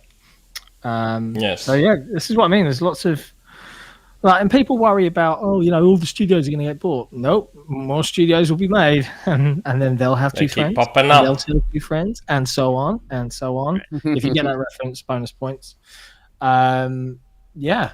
And then the last bit of news for the week is Ubisoft related. And it's all about cancelling loads of things. So I think I saw Ghost Recon Frontline. Is that the latest one that they were making? Has been reportedly canned. Which one is that? Yeah. I can't even keep track of. I hear Ghost Recon. I don't remember. That was the noise Battle after Royale it anymore. one. But it's one of the many battle royales they have. Yeah. Okay. Yeah. So that's gone. Splinter Cell on And VR. wasn't it? Yes. Wasn't there also a few unnamed cancellations? Yes. Yeah, 2, which I find interesting. 2 we don't know, which I told Jeff to find out for me, and he didn't. Did he? Did you know, Jeff? What do you think they are, Mike? What do you think they are? Gosh, who knows? It's probably 2 other stupid Battle Royale side projects. Games as a service games. Right? I mean, well, one of them could be the Prince of Persia remake that they just brought back. Sands of Time? Yeah, well, they brought it back, and they're like, we're going to start it over from scratch, and maybe they're like, maybe actually we aren't. Who knows? But I don't know if that's really it. That's just speculation off the cuff here. Who knows? It could be some more experimental things. Shockingly, like Beyond Good and Evil 2 is coming. That's like in testing, so that's somehow probably safe from this. And then Skull and Bones is, that's coming. That has a release date, and we know of 2 Assassin's Creed projects. That Middle East one that was going to be an expansion for Valhalla is now standalone. It's supposed to be a throwback to like the original games. Then Assassin's Creed Live, which is rumored to launch with a giant like Asia module. Interesting. Jeff kind of has been breaking this sort of Immortal Phoenix Rising spiritual sequel. Yeah, that's right. I loved Immortal. Immortals. Polynesia. What's going on with that, Jeff? It's gonna Hawaiian Polynesian setting. It's gonna be it's a follow-up, not a direct sequel, so it's not gonna be following the same characters, but it'll definitely have a lot of the same ideas. But it's gonna be a visual reboot, so it's not gonna look like it's trying to completely ape Breath of the Wild. It's gonna look like more like its own game. But expect like stuff like the narrator. Really? I would expect the world sort of stuff to feel pretty similar. And I think the Polynesian setting means putting you on the ocean, having you sail island to island. That could really work for that game too. Wind Waker. And it should be more Wind Waker and less Breath of the Wild now. That'd be great. Absolutely. I think this is a good. I think that's a good. I loved place how for that Immortals franchise looked, to be. though. I liked how it looked. I liked how it played even. I could not stand its tone and that narrator and all that stuff. That's what actually drove me away from that game. I don't think the way it looked, but I don't think it was memorable. I don't think it was like a memorable look either. That game thought it was funny and it just wasn't, and I just couldn't get over that for some reason. Do you think it's possible that one of the canned games is Roller Champions is going to be canceled after season 3. That's breaking news right here on XboxEra, everybody. So, do you think that counts? I don't know if that would count. I don't think they would report that. Did you just get that message just now? I got it yesterday, and I'm like reading it for the first time. I was like going like to the Ubisoft search. I'm like, oh, interesting. Roller Champions. I played that at breaking news 3 years ago. I was like, this is fun, but I mean, this will probably come out in like 2 months, and then it just came out. Like it took so long for what it was. I played a few matches of it. It's actually okay. It's actually fun. Okay. I think. Yeah. How do you get that out there? Yeah. I haven't gone back to it. It's one of those games that I feel, like Jeff just said, will probably get cut off after season 2 or 3, and then you'll see threads on forums that are like, man, Roller Champions was actually real good. Why'd they cancel it? Yeah, that'll probably happen. Like, yeah. Because no one played it. Remember Knockout City? That had a good start, and it's not like people are talking I about like that game too. I actually played and stuff. It's like trying to keep going, but yeah.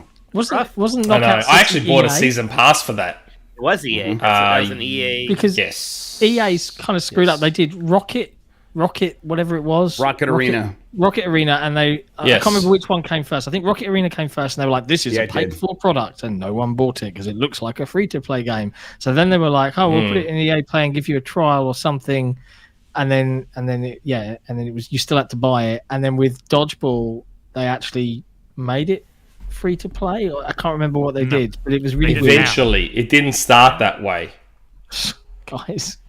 I know this is where I feel really bad for a lot of game developers because there's nothing wrong with either of those games. They're absolutely solid, fun games. Knockout City's fun. I quite like it. Super fun. But in today's market, and this is what I don't understand, how all of these different. I get it if you think your product's going to be the big thing. I get telling yourself that confirmation bias. Yeah, this is it. This is the one that's going to change the world. Mm-hmm. But every studio is making these kinds of games, and there's no room for lots of them to play. It's really, I just don't understand the desire to make every game a game as a service. I've got nothing wrong with content updates and all that stuff but it's not feasible for every single game to live in that model at all ever. I don't know. I think there's going to be it's a shame at some point soon. And I think that's all the news.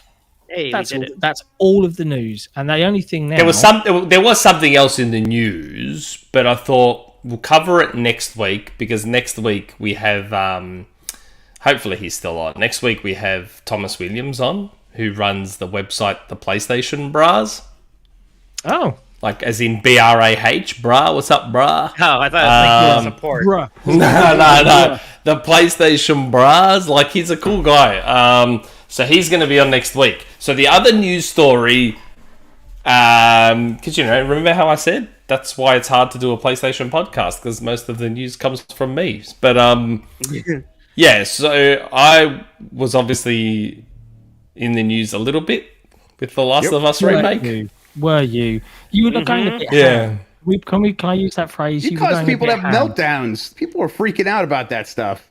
You ruined lives. I started getting accused of trying to make the game look bad. I'm like, no, I'm not.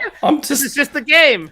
That's not my footage. It's just the game. I just got sent that footage, and they're I thought it looked good anyways.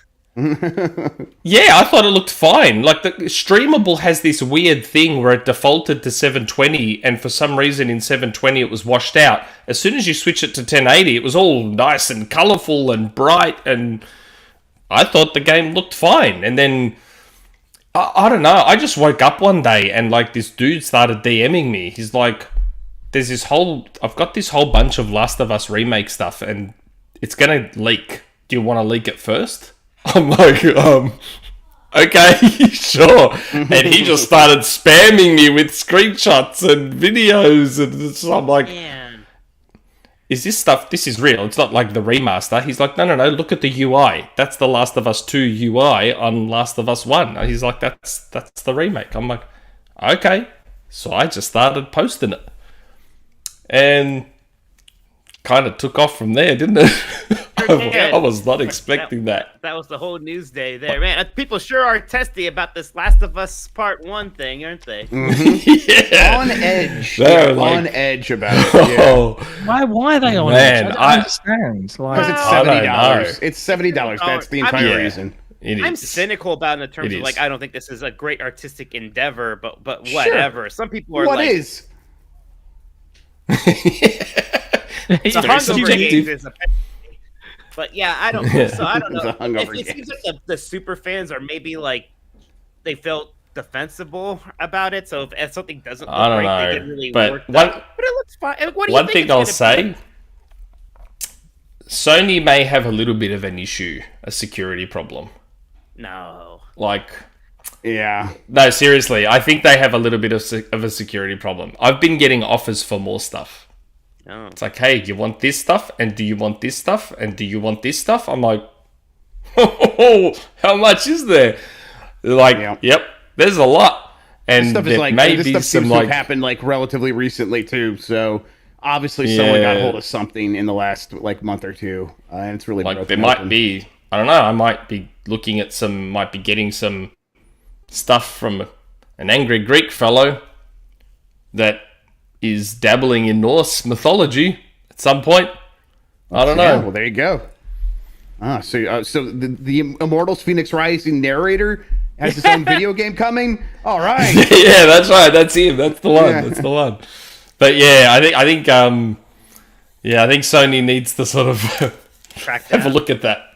I don't know, but yeah, I do think a big issue we'll talk about it more in depth next week.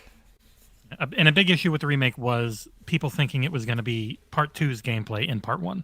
The way they talked about modernizing it. Building it from the ground up is the kind of stuff they said. So yeah, that created some expectations that weren't like letter of the law that they didn't intend. There's only one game that did that, and that was the best Metal Gear Solid game ever. Twin Snakes on the GameCube.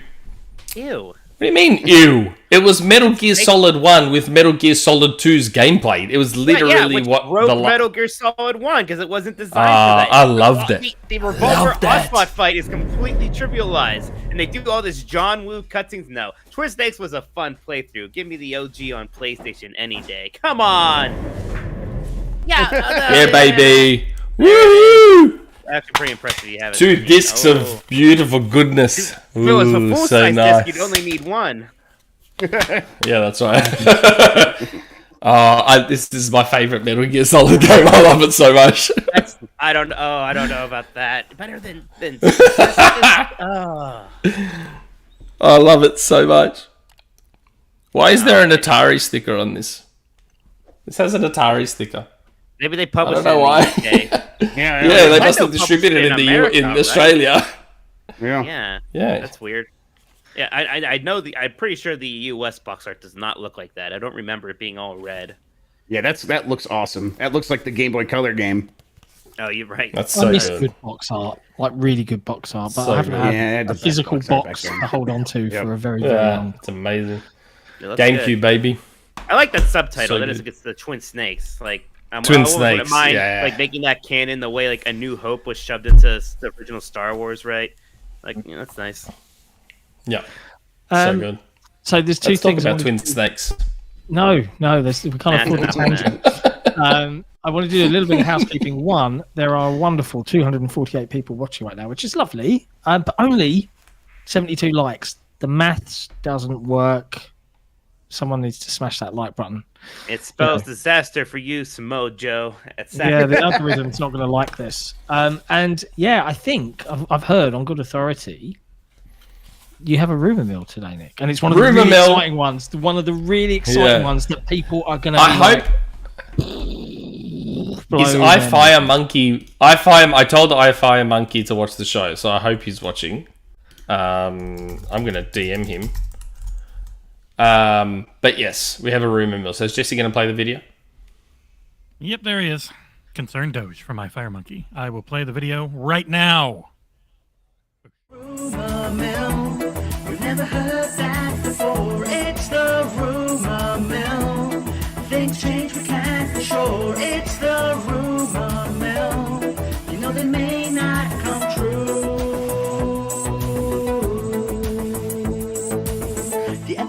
podcast is not responsible for websites presenting these rumors as facts. Back. Okay. Real time. So I may have teased this on Twitter because I got a little bit of a heads up from someone. So what I ran this by a certain prominent person in the Fortnite community, our friend iFireMonkey. And I was like, hey, I got told this is coming to Fortnite. He's like, oh, really? And then he ran it by a couple of people and he's like, yeah, I think it's real. I'm like, cool. And then he was nice enough to send a DM giving me the heads up that, look, this might get out sooner than you want. So maybe say something. So I put something on Twitter.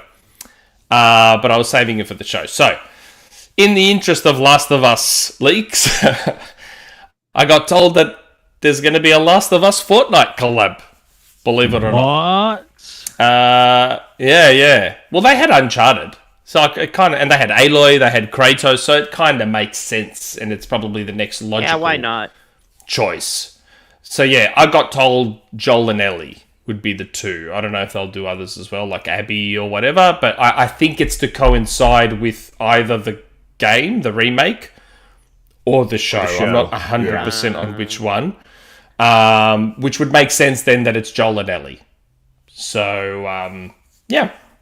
That's what I was told. That there'll be a Last of Us Fortnite collab. The Unreal Engine 5 doesn't have the power necessary to render Abby's arms, so I get it. It makes sense.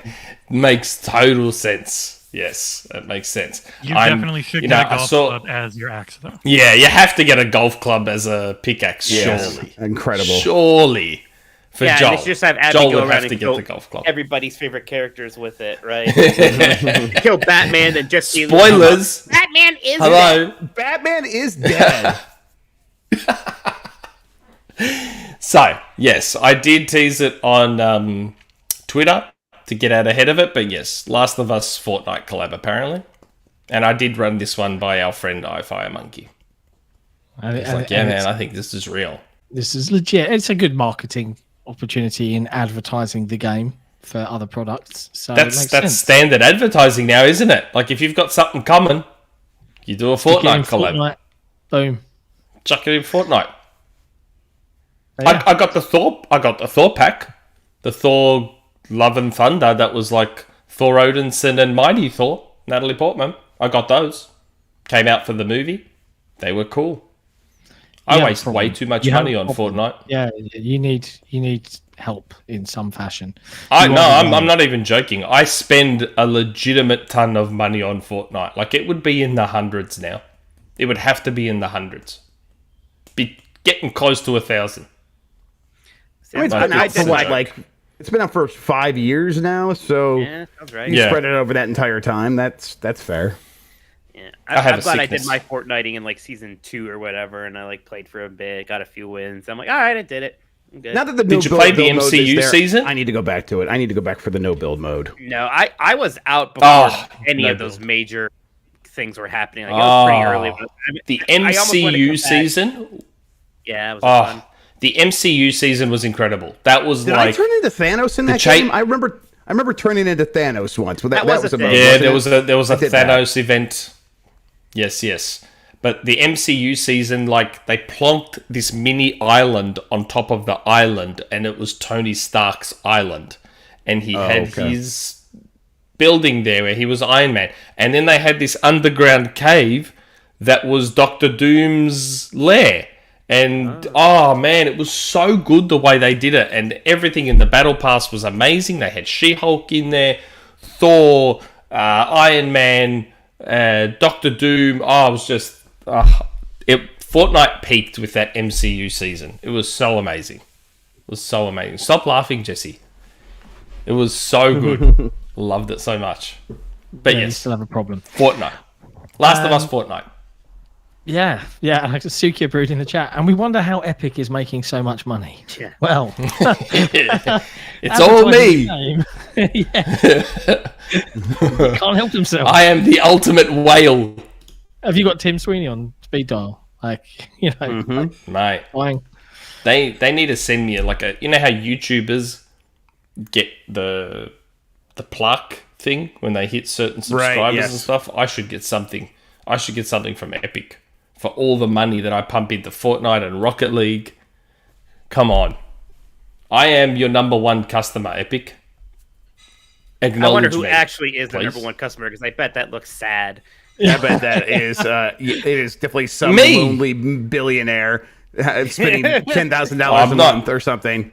Oh, I'm so not a billionaire, but I'm You're not lonely. lonely. If you weren't spending so much money on Fortnite.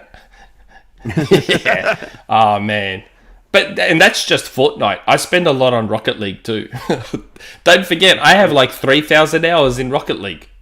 Wow. I spend a lot of money in that game too. So Nick Epic is loves me. kind of sad. Yep. Hey, Turbo Golf thingy, very soon. You're reviewing that, right? Yes, I think so. Supposed to be.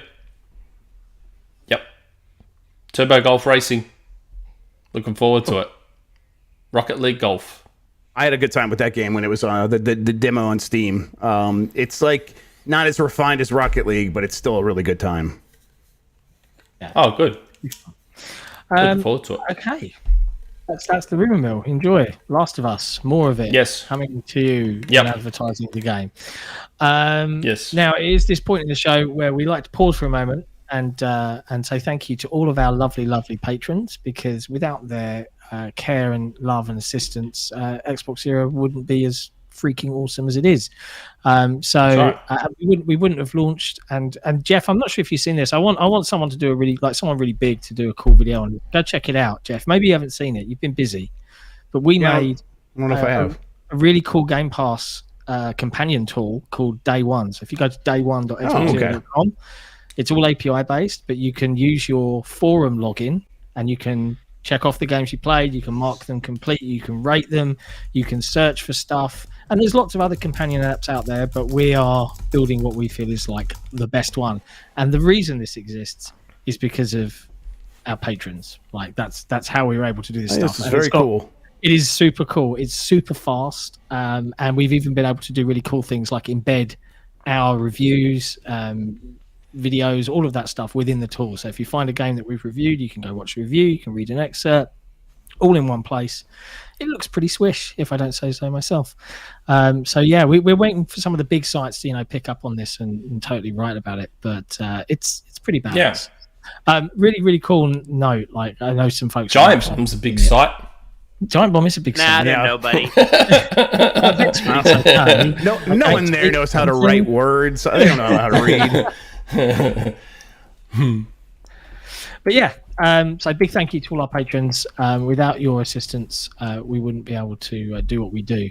Now, one of the benefits they get is they get to ask us hilarious and often lengthy community questions in the exclusive Patreon lounge on our forums, and they have done so for this episode, not knowing that Mike was going to be a surprise guest halfway through. So apologies in advance, Mike. None of them will be for you. But you can weigh in on things. I can't believe how quick I can't believe how quick this episode is. It's only been going for an hour and a half. I thought this is going to be like a 3-4 hour show. Especially once Mike joined, I'm like, man, this is going to add an extra 2 hours to the show. And then it turned out that didn't happen. The community questions is often the lengthiest part, but let's see where we land. Yeah. There's not that many, so it's okay. I have a footy game to go to today, so that's good. Okay, first question. Dirty Flint. What's up, homies? Everyone keeps asking, where's GoldenEye and 1v100, but not me. I'm wondering where the fabled Age of Empires port is. Come on, Grubster, tell me your secrets. I'd also just want to say, between Colt stepping in last week for this show and Rand stepping in to help defining Dukes while Maddie is out is awesome. The Xbox community is amazing. Yeah, they are. I mean, look at Mike. Mike just jumped in on us too. And he's sick. I've been bugging Mike for ages. I had a better do. Crap did they show. announce that for console? They did. That's supposed to come to console, right? Not officially. Not officially. That's happening. It is. I mean, that's happening. Yeah, it's happening. It is happening. It just hasn't been officially announced. Yeah, it was something that I hope.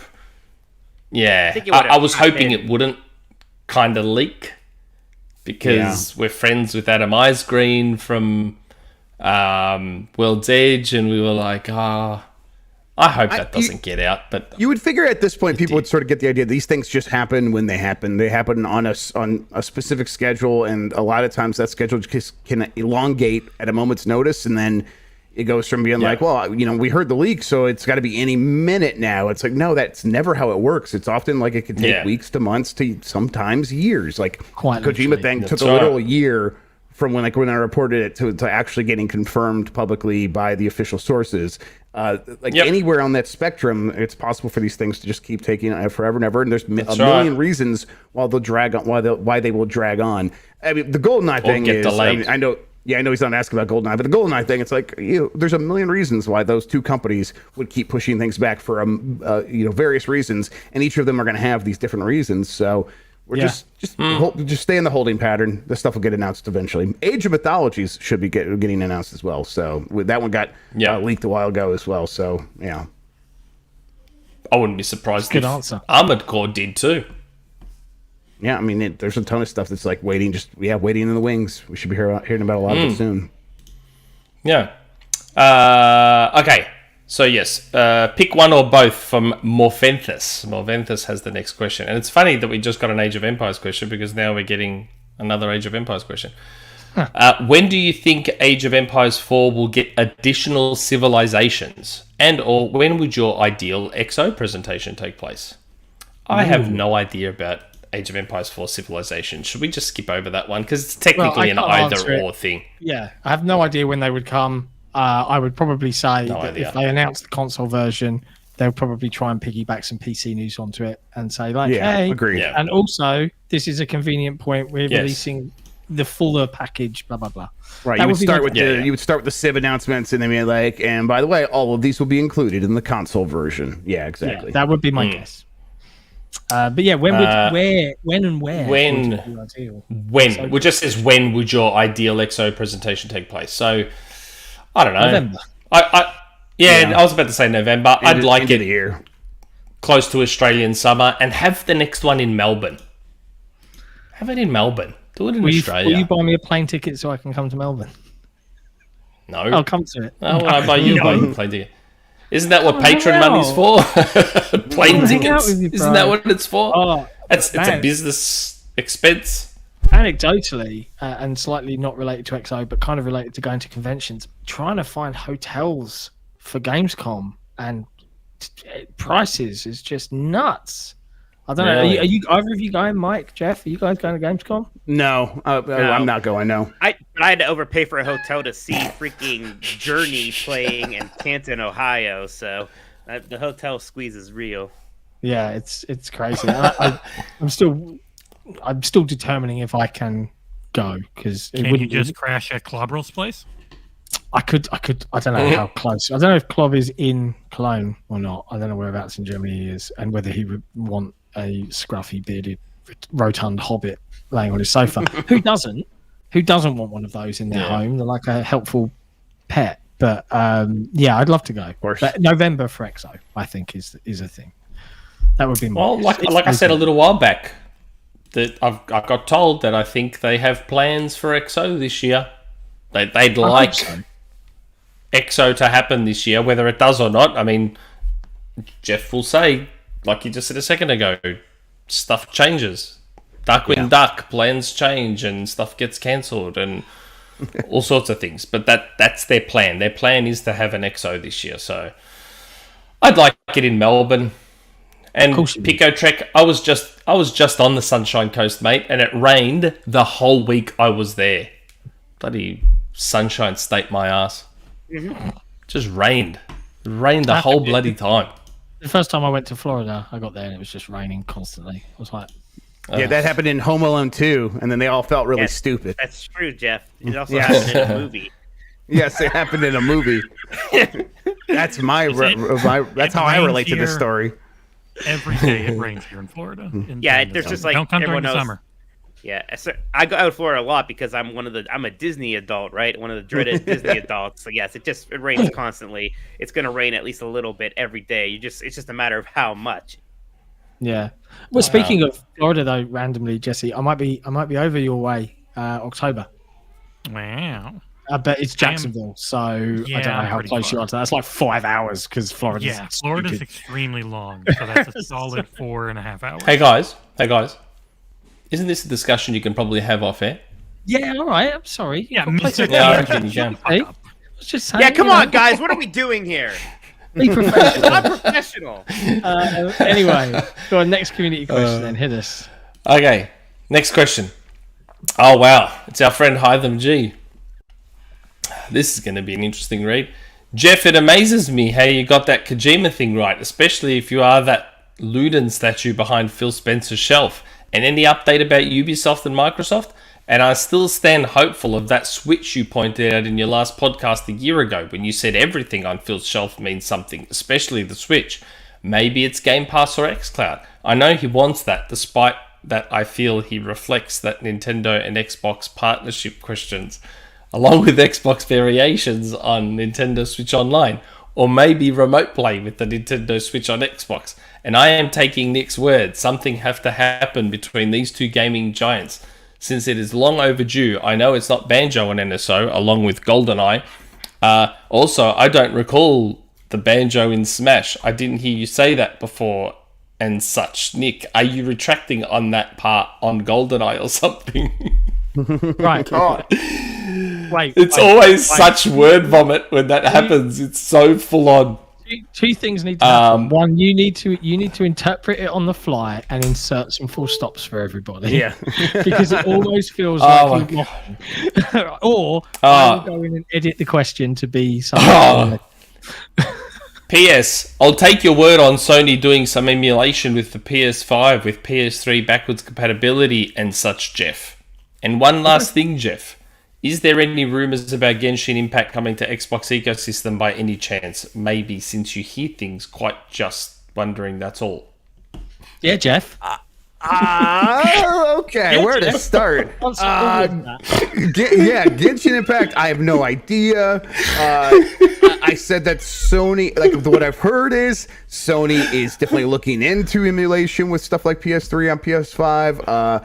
They are, and they're hiring up in a way that seems to support that. But we'll see. We'll see. The earliest we would hear about that would be next year. What else did he ask about? Nintendo. He talked about. Right, but the Nintendo thing means something. It means the thing that we all know it means in one regard. That he is interested in getting a Game Pass on the Nintendo. He's admitted as much, and at least in legal filings, and I think he's talked about it publicly a couple times. That's not happening anytime soon. But it also is probably some other small deals and conversations they had. Usually, the stuff on his shelf is there as a result of meetings he's had on a business level, where he is having meetings with these people, and they hand him a gift. And they give him a Nintendo Switch, and he's like, well, this is not my Nintendo Switch, it's a gift, so I'm going to put it up and display it as a gift. So, like, that's like, you kind of work backwards from that. Like, he's had those meetings, but that doesn't mean we will ever see the fruits of those labors. Sometimes that stuff will just come to an end, and we won't ever hear about it again. So, who knows? We have to wait and see. Yeah. I mean, the Kojima thing... It's funny how you said it amazes me that you got that right. Like the way that's phrased, it's like you made it up and it just happened to be right. Well, I know that's not how that there were a lot of people not a lot of people. There were a handful of people like, well, a broken clock is right twice a day, and it's like you can go everything. Some things are bound to stick, and I'm like, I think I might actually want to throttle you right now. I might actually want to choke you right now. That's insane. I made that up, and all of the details were exactly right. Yep. Oh my god, I hear that like so Nick much. And all the programming he did for The Last of Us Part 1 remake he leaked. I developed that demo of The Last of Us Part 1 remake. I don't have sources that send me stuff. I made that.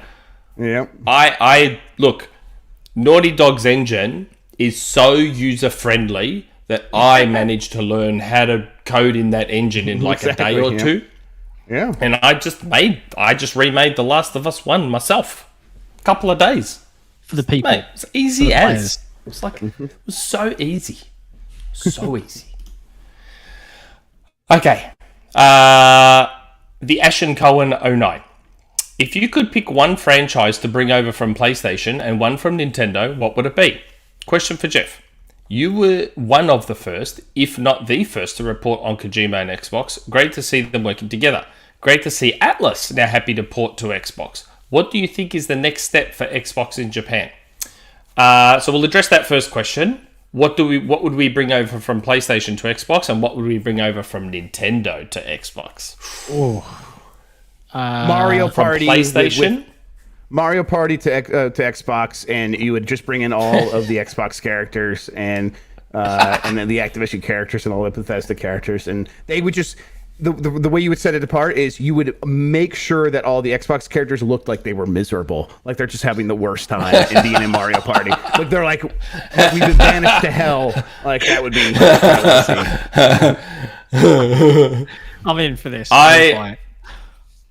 Infamous, really? When we have Crackdown? I'm in for that. No, not Infamous. Oh god, I thought you said Infamous. I'm like, we've got Crackdown. Why do we want Infamous from PlayStation? I don't want Infamous.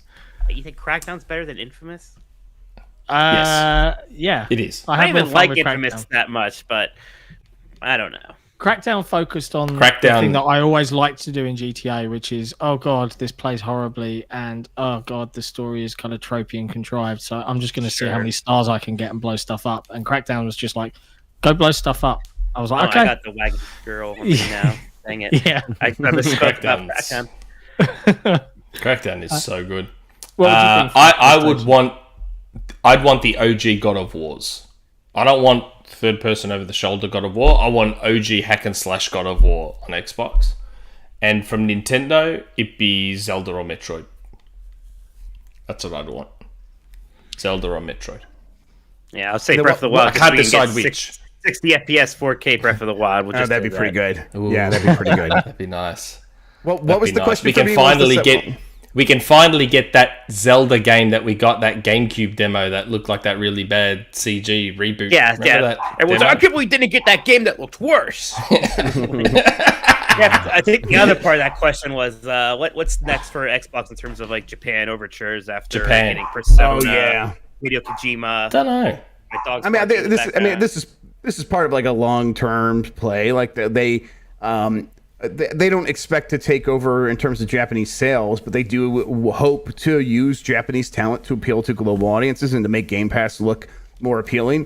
And I think the hope is they could do that through partnerships and through some acquisitions. Like that doesn't mean like going out and acquiring Capcom. Maybe it did at one point, but it means like Tango Gameworks, and then you're working with people like Kojima and showing that they could be a really good partner with a Japanese studio. Now, most Japanese studios do not think of themselves as being very Kojima-like, but the problems that you would solve with working with Kojima, most of them being a language barrier, that's the kind of stuff that can apply to everything else. And if you put stuff like systems in place, which they have been, they are like slowly building these things up so that these problems sort of aren't problems anymore, and you build up assets to make sure that they aren't just not problems. Like we actually have a good system for making sure that everyone who's working on Xbox games in Japan has resources and has people they can go to for help and stuff like that. Once that stuff's in place, it might make Xbox a better place for many of those developers. I think that is the long-term play here. It's going to take years though still. I have a question for you, Jeff.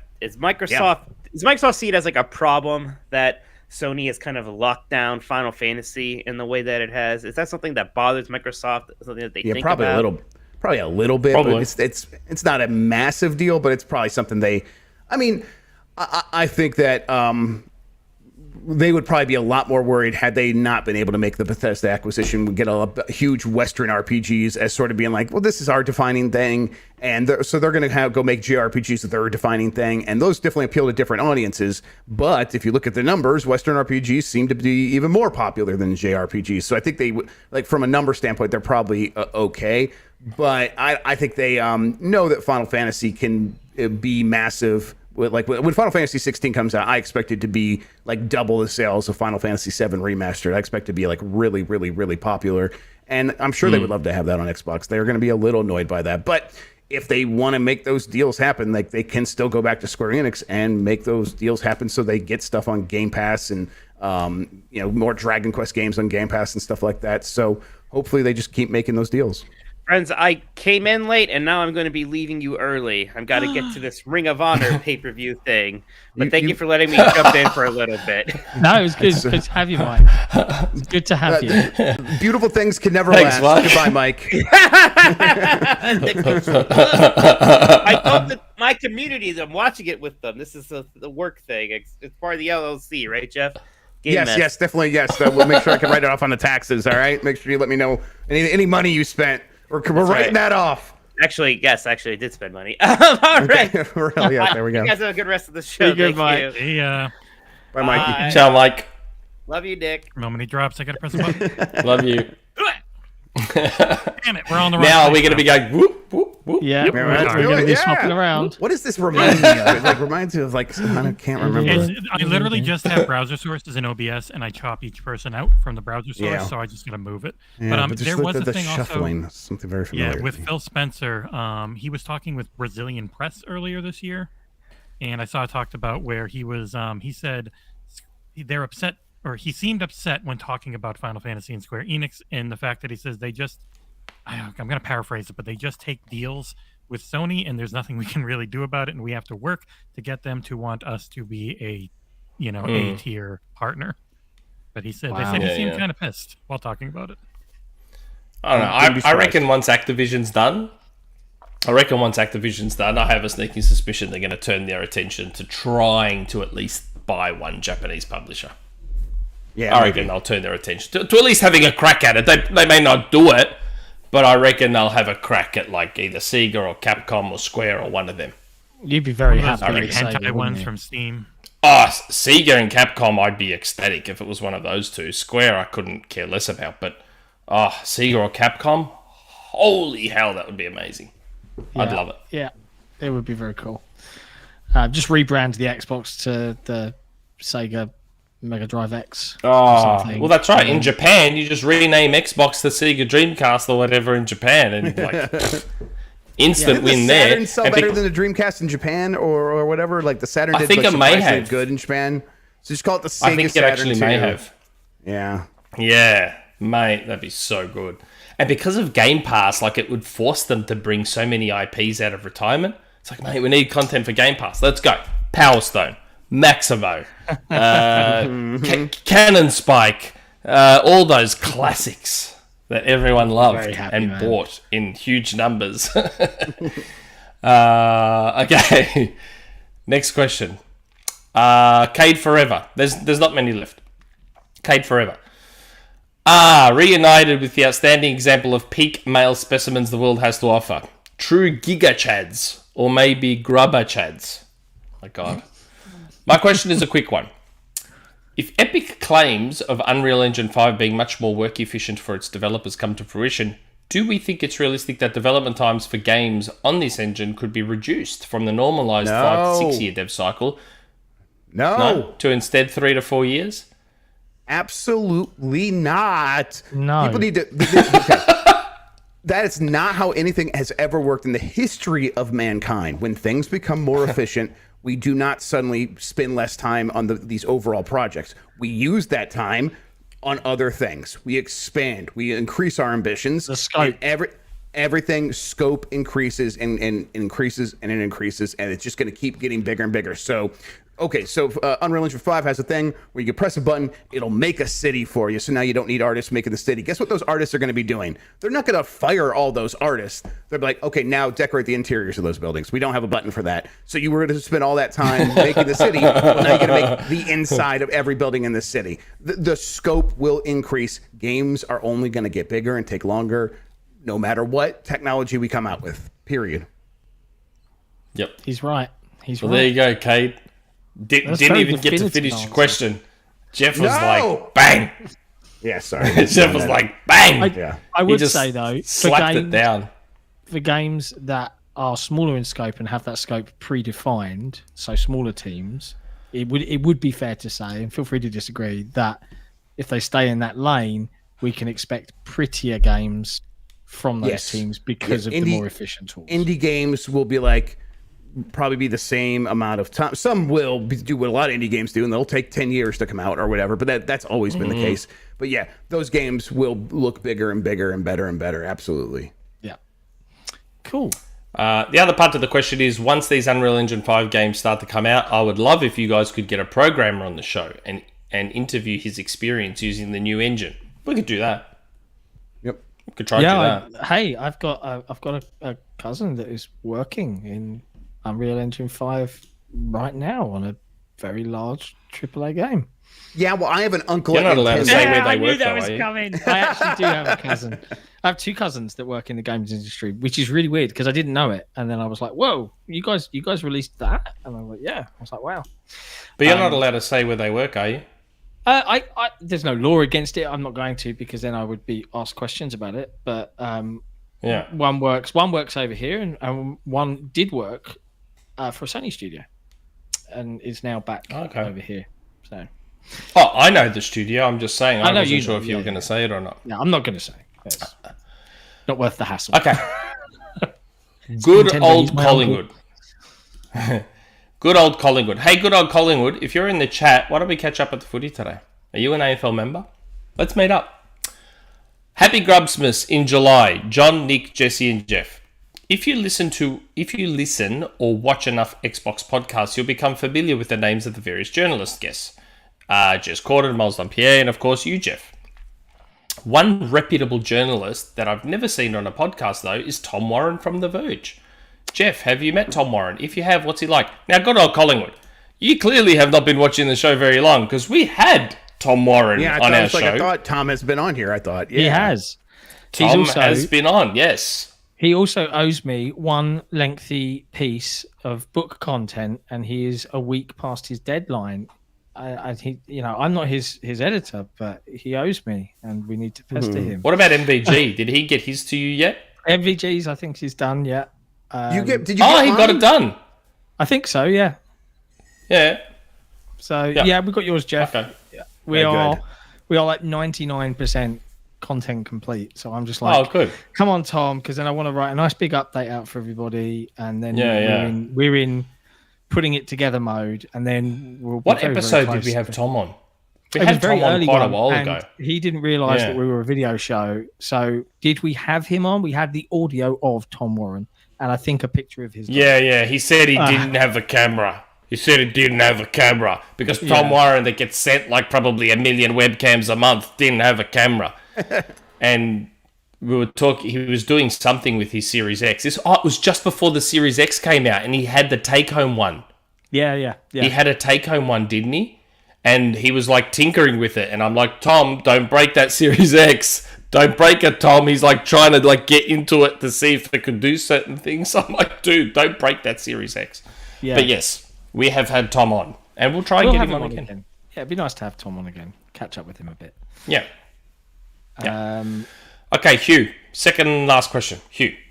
Howdy, Nick, Jesse, and Jeff. Oh, and my fellow East Anglian? John, I suppose. Anglian. Just wondering what your thoughts are on a potential Ubisoft acquisition, please. They release 4 to 5 big AAA games every year, and regular Game Pass content, in addition to VR, mobile, and AA content. Their games are also typically reach top sellers, often top 10 every year. With their recent cancellations, delays, and their market cap dropping from 12.5 billion in February 2021 to 5 billion as of now, it seems like a perfect opportunity. If Xbox were to acquire them, they could concentrate on just Xbox PC and mobile, rather than trying to also stretch themselves thin with Switch, PlayStation 4 and 5, Luna, and VR. Personally, I think Guillemot needs to go, but ideally less platforms equals more quality quantity. I think someone will look at Ubisoft. I think someone will. I think Ubisoft and I'm sure is looking to make stuff happen. Yes, absolutely. At least it was. So, yeah. They're definitely prepping for some a sale of some kind. Yeah. And I think Microsoft would be one of a few suitors who would look but at I think they're in a situation now. Weren't they? They started talking to private equity firms and stuff like that, right? That was the latest rumor on this stuff. And to me, that says we are going to maybe have to go through some painful layoffs and things like that, and to streamline to a point where we can be acquired. So we're going to have to.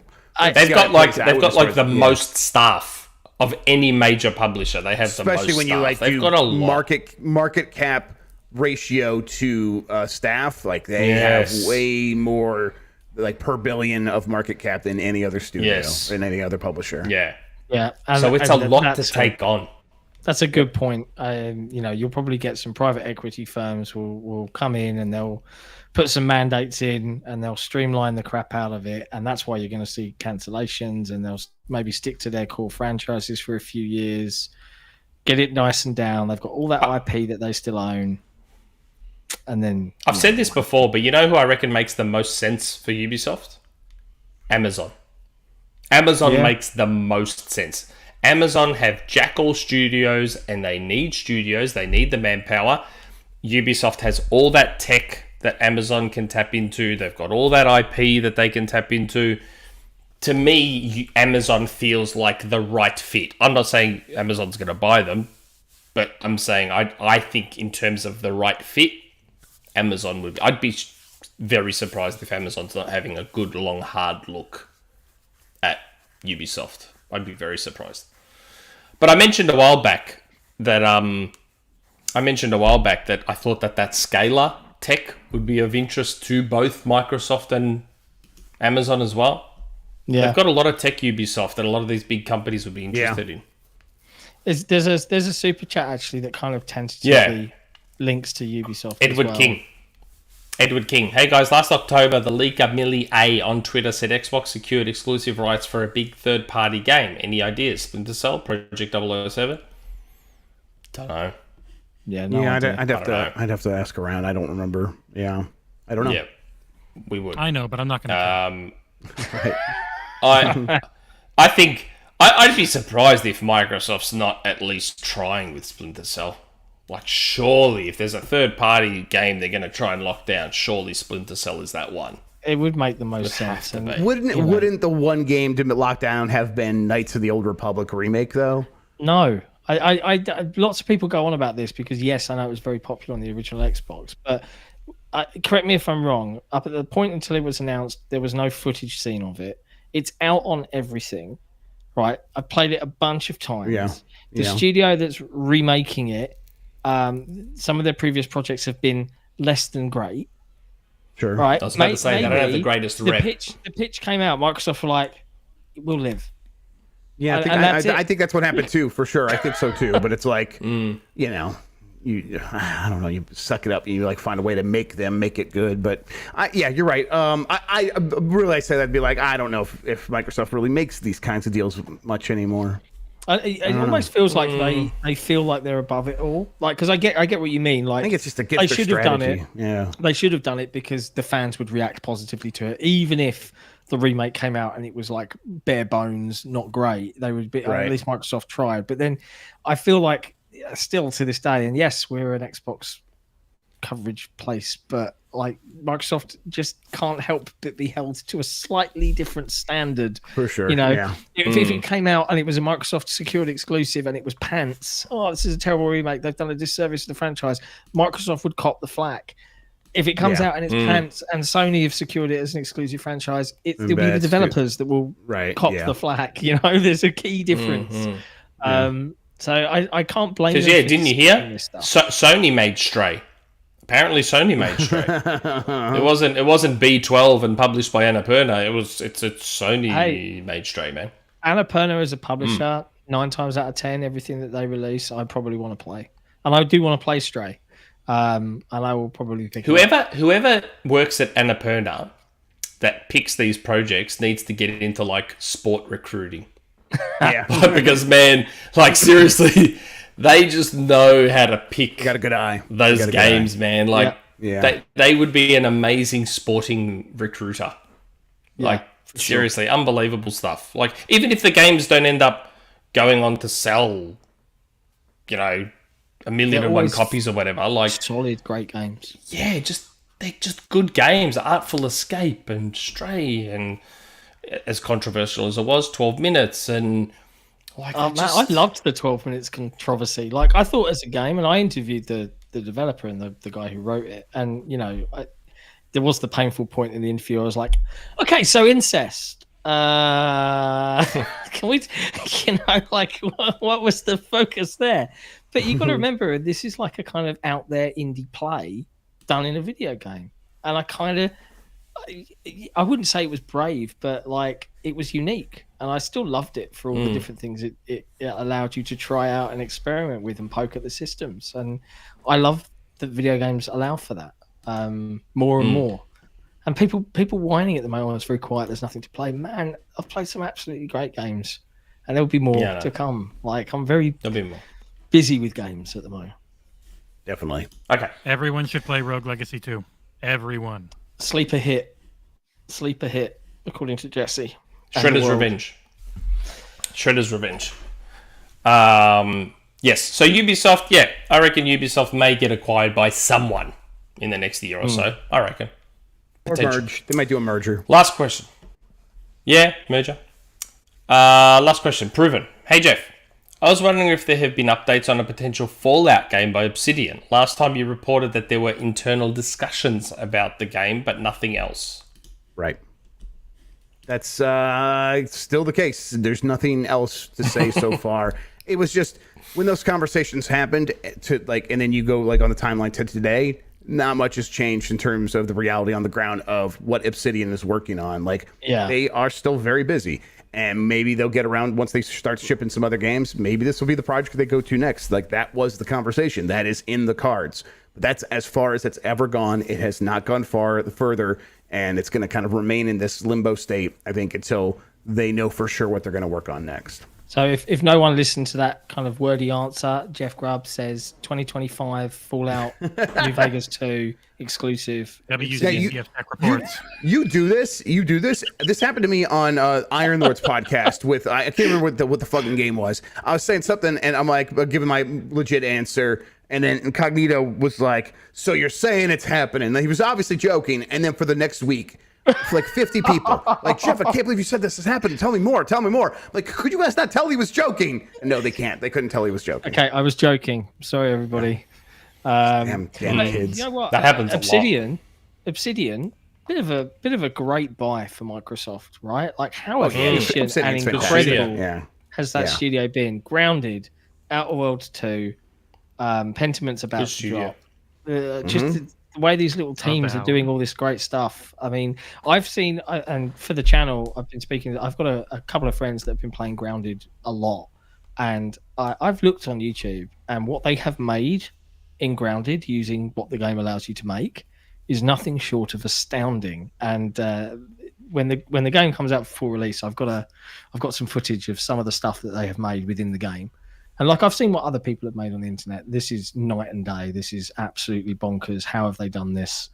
Like you'll see in a couple of months. Like I'll save the footage for that video review because, good lord, it's nuts. Great little survival game.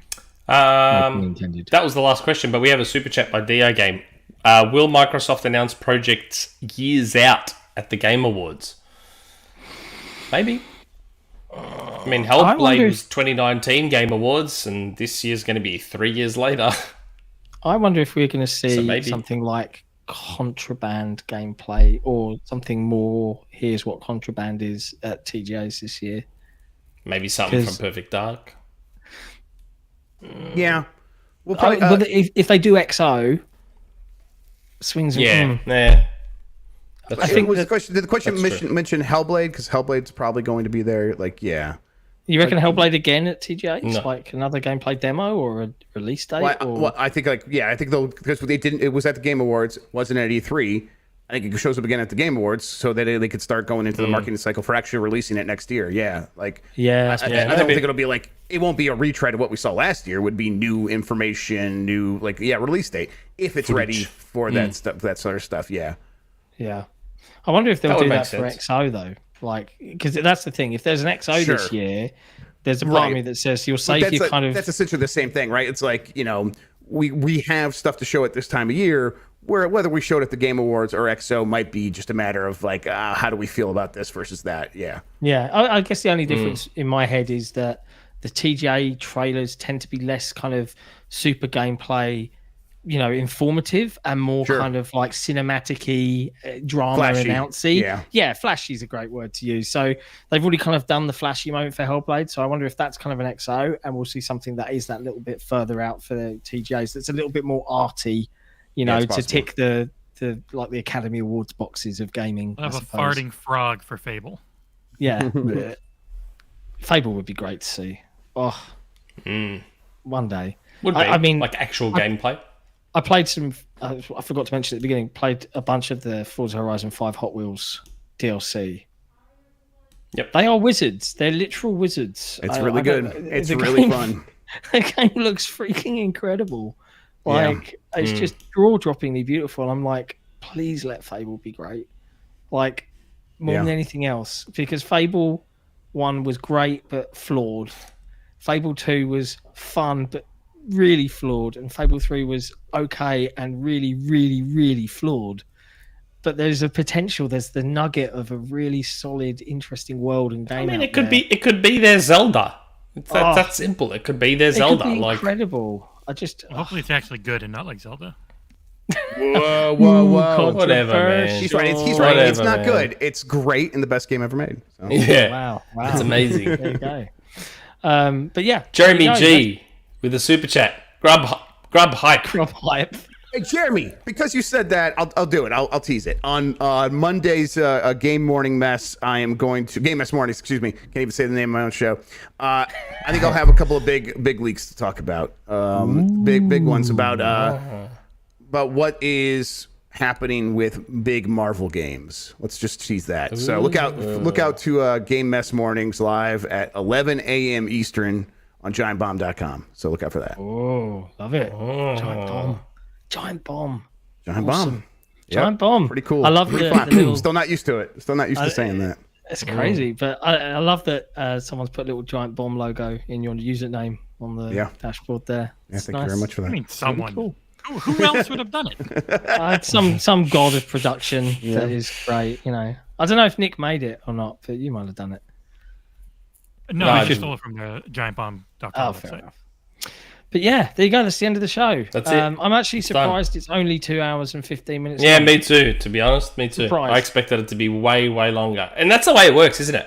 Every time we expect a quick show, it goes for like 3.5 hours, and then today that we were expecting the 3.5 hour show, a couple of hours. Do you know why I think that is? Do you know why I think that happens? It's because when there's no news, we're just in the wind. We're just doing whatever we want. But when there's news, I'm like, right, next topic, right, Just and then bang, bang, and we don't allow for the free flowing of tangents to really come to the forefront. But anyways, hang on, I'll let Jeff do his thing. Oh, and I'm sorry, my kid was just on her way over here, and so she's got something to say to me. So, what's up, dude? It's important stuff. What's up, dude? Big thank you to the 200 plus people that hung out with us this evening. It was lovely to see you all. Very well behaved. Some great chat. Loved the super chats. There was a lot of them, wasn't there? There was a lot of them. And just so you know, I added a bunch of really cool new merch to the XboxEra store, including some very, very nice looking t-shirts. And then I bought some for myself because why not? I like that we're both wearing the same ones. Yeah, like these. Look at these. The Friends if you're a one. big fan of Friends. But yeah, and that's pretty much it. We're going to wrap things up because Jeff's ready now. I want to thank Jeff for coming on again. Yeah, absolutely. Thanks for having me on, guys. It's a real good time. I've been bugging him for like, I reckon 2 months I've been bugging him to jump on. Yeah, off and on. Like you started bugging me right around the time when the move was really getting going, and the new job was happening. And I told you, and so then you stopped for like a month, and then I'm like, yeah, I'm still actually pretty busy. This is like one of the first weekends in a while where things were leveled out a little bit, but yeah. Good. Yeah. Well, you know, that's all right. You came on, and Grubbsmas is still on, right? You're not ditching Grubbsmas. Of course, I never would. No way. Yeah. Yeah, that's okay. The Saturday after Christmas, right? Yeah, of course. Yeah. This is kind of freaky because I don't know how my Christmas is going to be now, but the world has changed. Am I going to be? Would I be a third wheel in your? No. Am I allowed in? Should I come? I'm inviting him. Oh, thank you. You say no, he's not. No, he can't come. Wow. He's saying I can't come. No, he can't come. The Grubbsmas special is just Jeff and I. That's how it is, and that's your fault. That's your fault because things change. You didn't want to be on Boxing Day at 11 o'clock at night. And I'm like, man, no one's celebrating Boxing Day at 11 o'clock at night. No one is. And Jeff was nice enough to jump on. No one is walking around with boxes doing things on Boxing Day, but there were expectations. But things change now. You know, I might be completely on my own on Boxing Day, man. You won't even let me come on my own show. That, like, Jeff and I, we are going to turn G.R.U.B.S. We are going to turn that G.R.U.B.S special into like a full-blown mini E3. Like, I'm trying to build it towards like something that's going to compete with the Game Awards. Absolutely. E3. We're going to leak stuff. Big announcements. Mate, Yep. That G.R.U.B.S special is going to turn into something. That is my vow. I'm going to turn it into something. Dancers of all kinds. Full on. Musical acts. That's not allowed nowadays. That's not allowed unless it's YouTube dancing. It's the dancers of all genders and yeah. We didn't say female dancers. We just said dancers. I didn't say the Rockettes. Dancers. Yeah. I'm looking forward to it, mate. All right, I've got a thumbnail. I've got a thumbnail idea. What? We have a picture from last year where it was Nick and Jeff next to each other in the photo frame, but we extend it out, and then there's a ripped-off piece with Sick hanging off of it. Yeah, and he's just ripped off and on the floor, and you can see it behind the picture, yeah. Jeff will know this. Oh, and actually, no, John should know this too, because we're all old enough. Remember how there was that period in the early 2000s where all the movies were like thrillers, and all the posters for those movies were a family photo and then a rip down the middle with the bad guy in that ripped part? Yeah, that's what it's going to be. So it's going to be a photo of me and Jeff, and then the rip down the middle with John in that ripped out part. Just looking full Jason Statham, absolutely, yeah. Hey, you know what's going to happen? I'm going to be the Grinch. I'm going to be the Grinch for the G.R.U.B.S special. You guys won't know. Jesse will be producing for you. I've got buttons over here. I can join things. You can't lock me out. I'm going to come and disrupt. I'm going to come and take your fucking G.R.U.B.S special and shove it up your ass. Special excellent. It's in the right name. Anyway, right. Let's let this man go and have his cupcake and spend time with his kiddos. Yeah. Thank you. And Jeff, watch the pay-per-view with Mike. Yes, Claudio just won. I don't know what that is. He's a wrestler. He's a very good man. Okay. Okay. Jeff is out. Love you, Jeff. Thank you guys. Have a good one. And we'll see you next time. Ciao for now.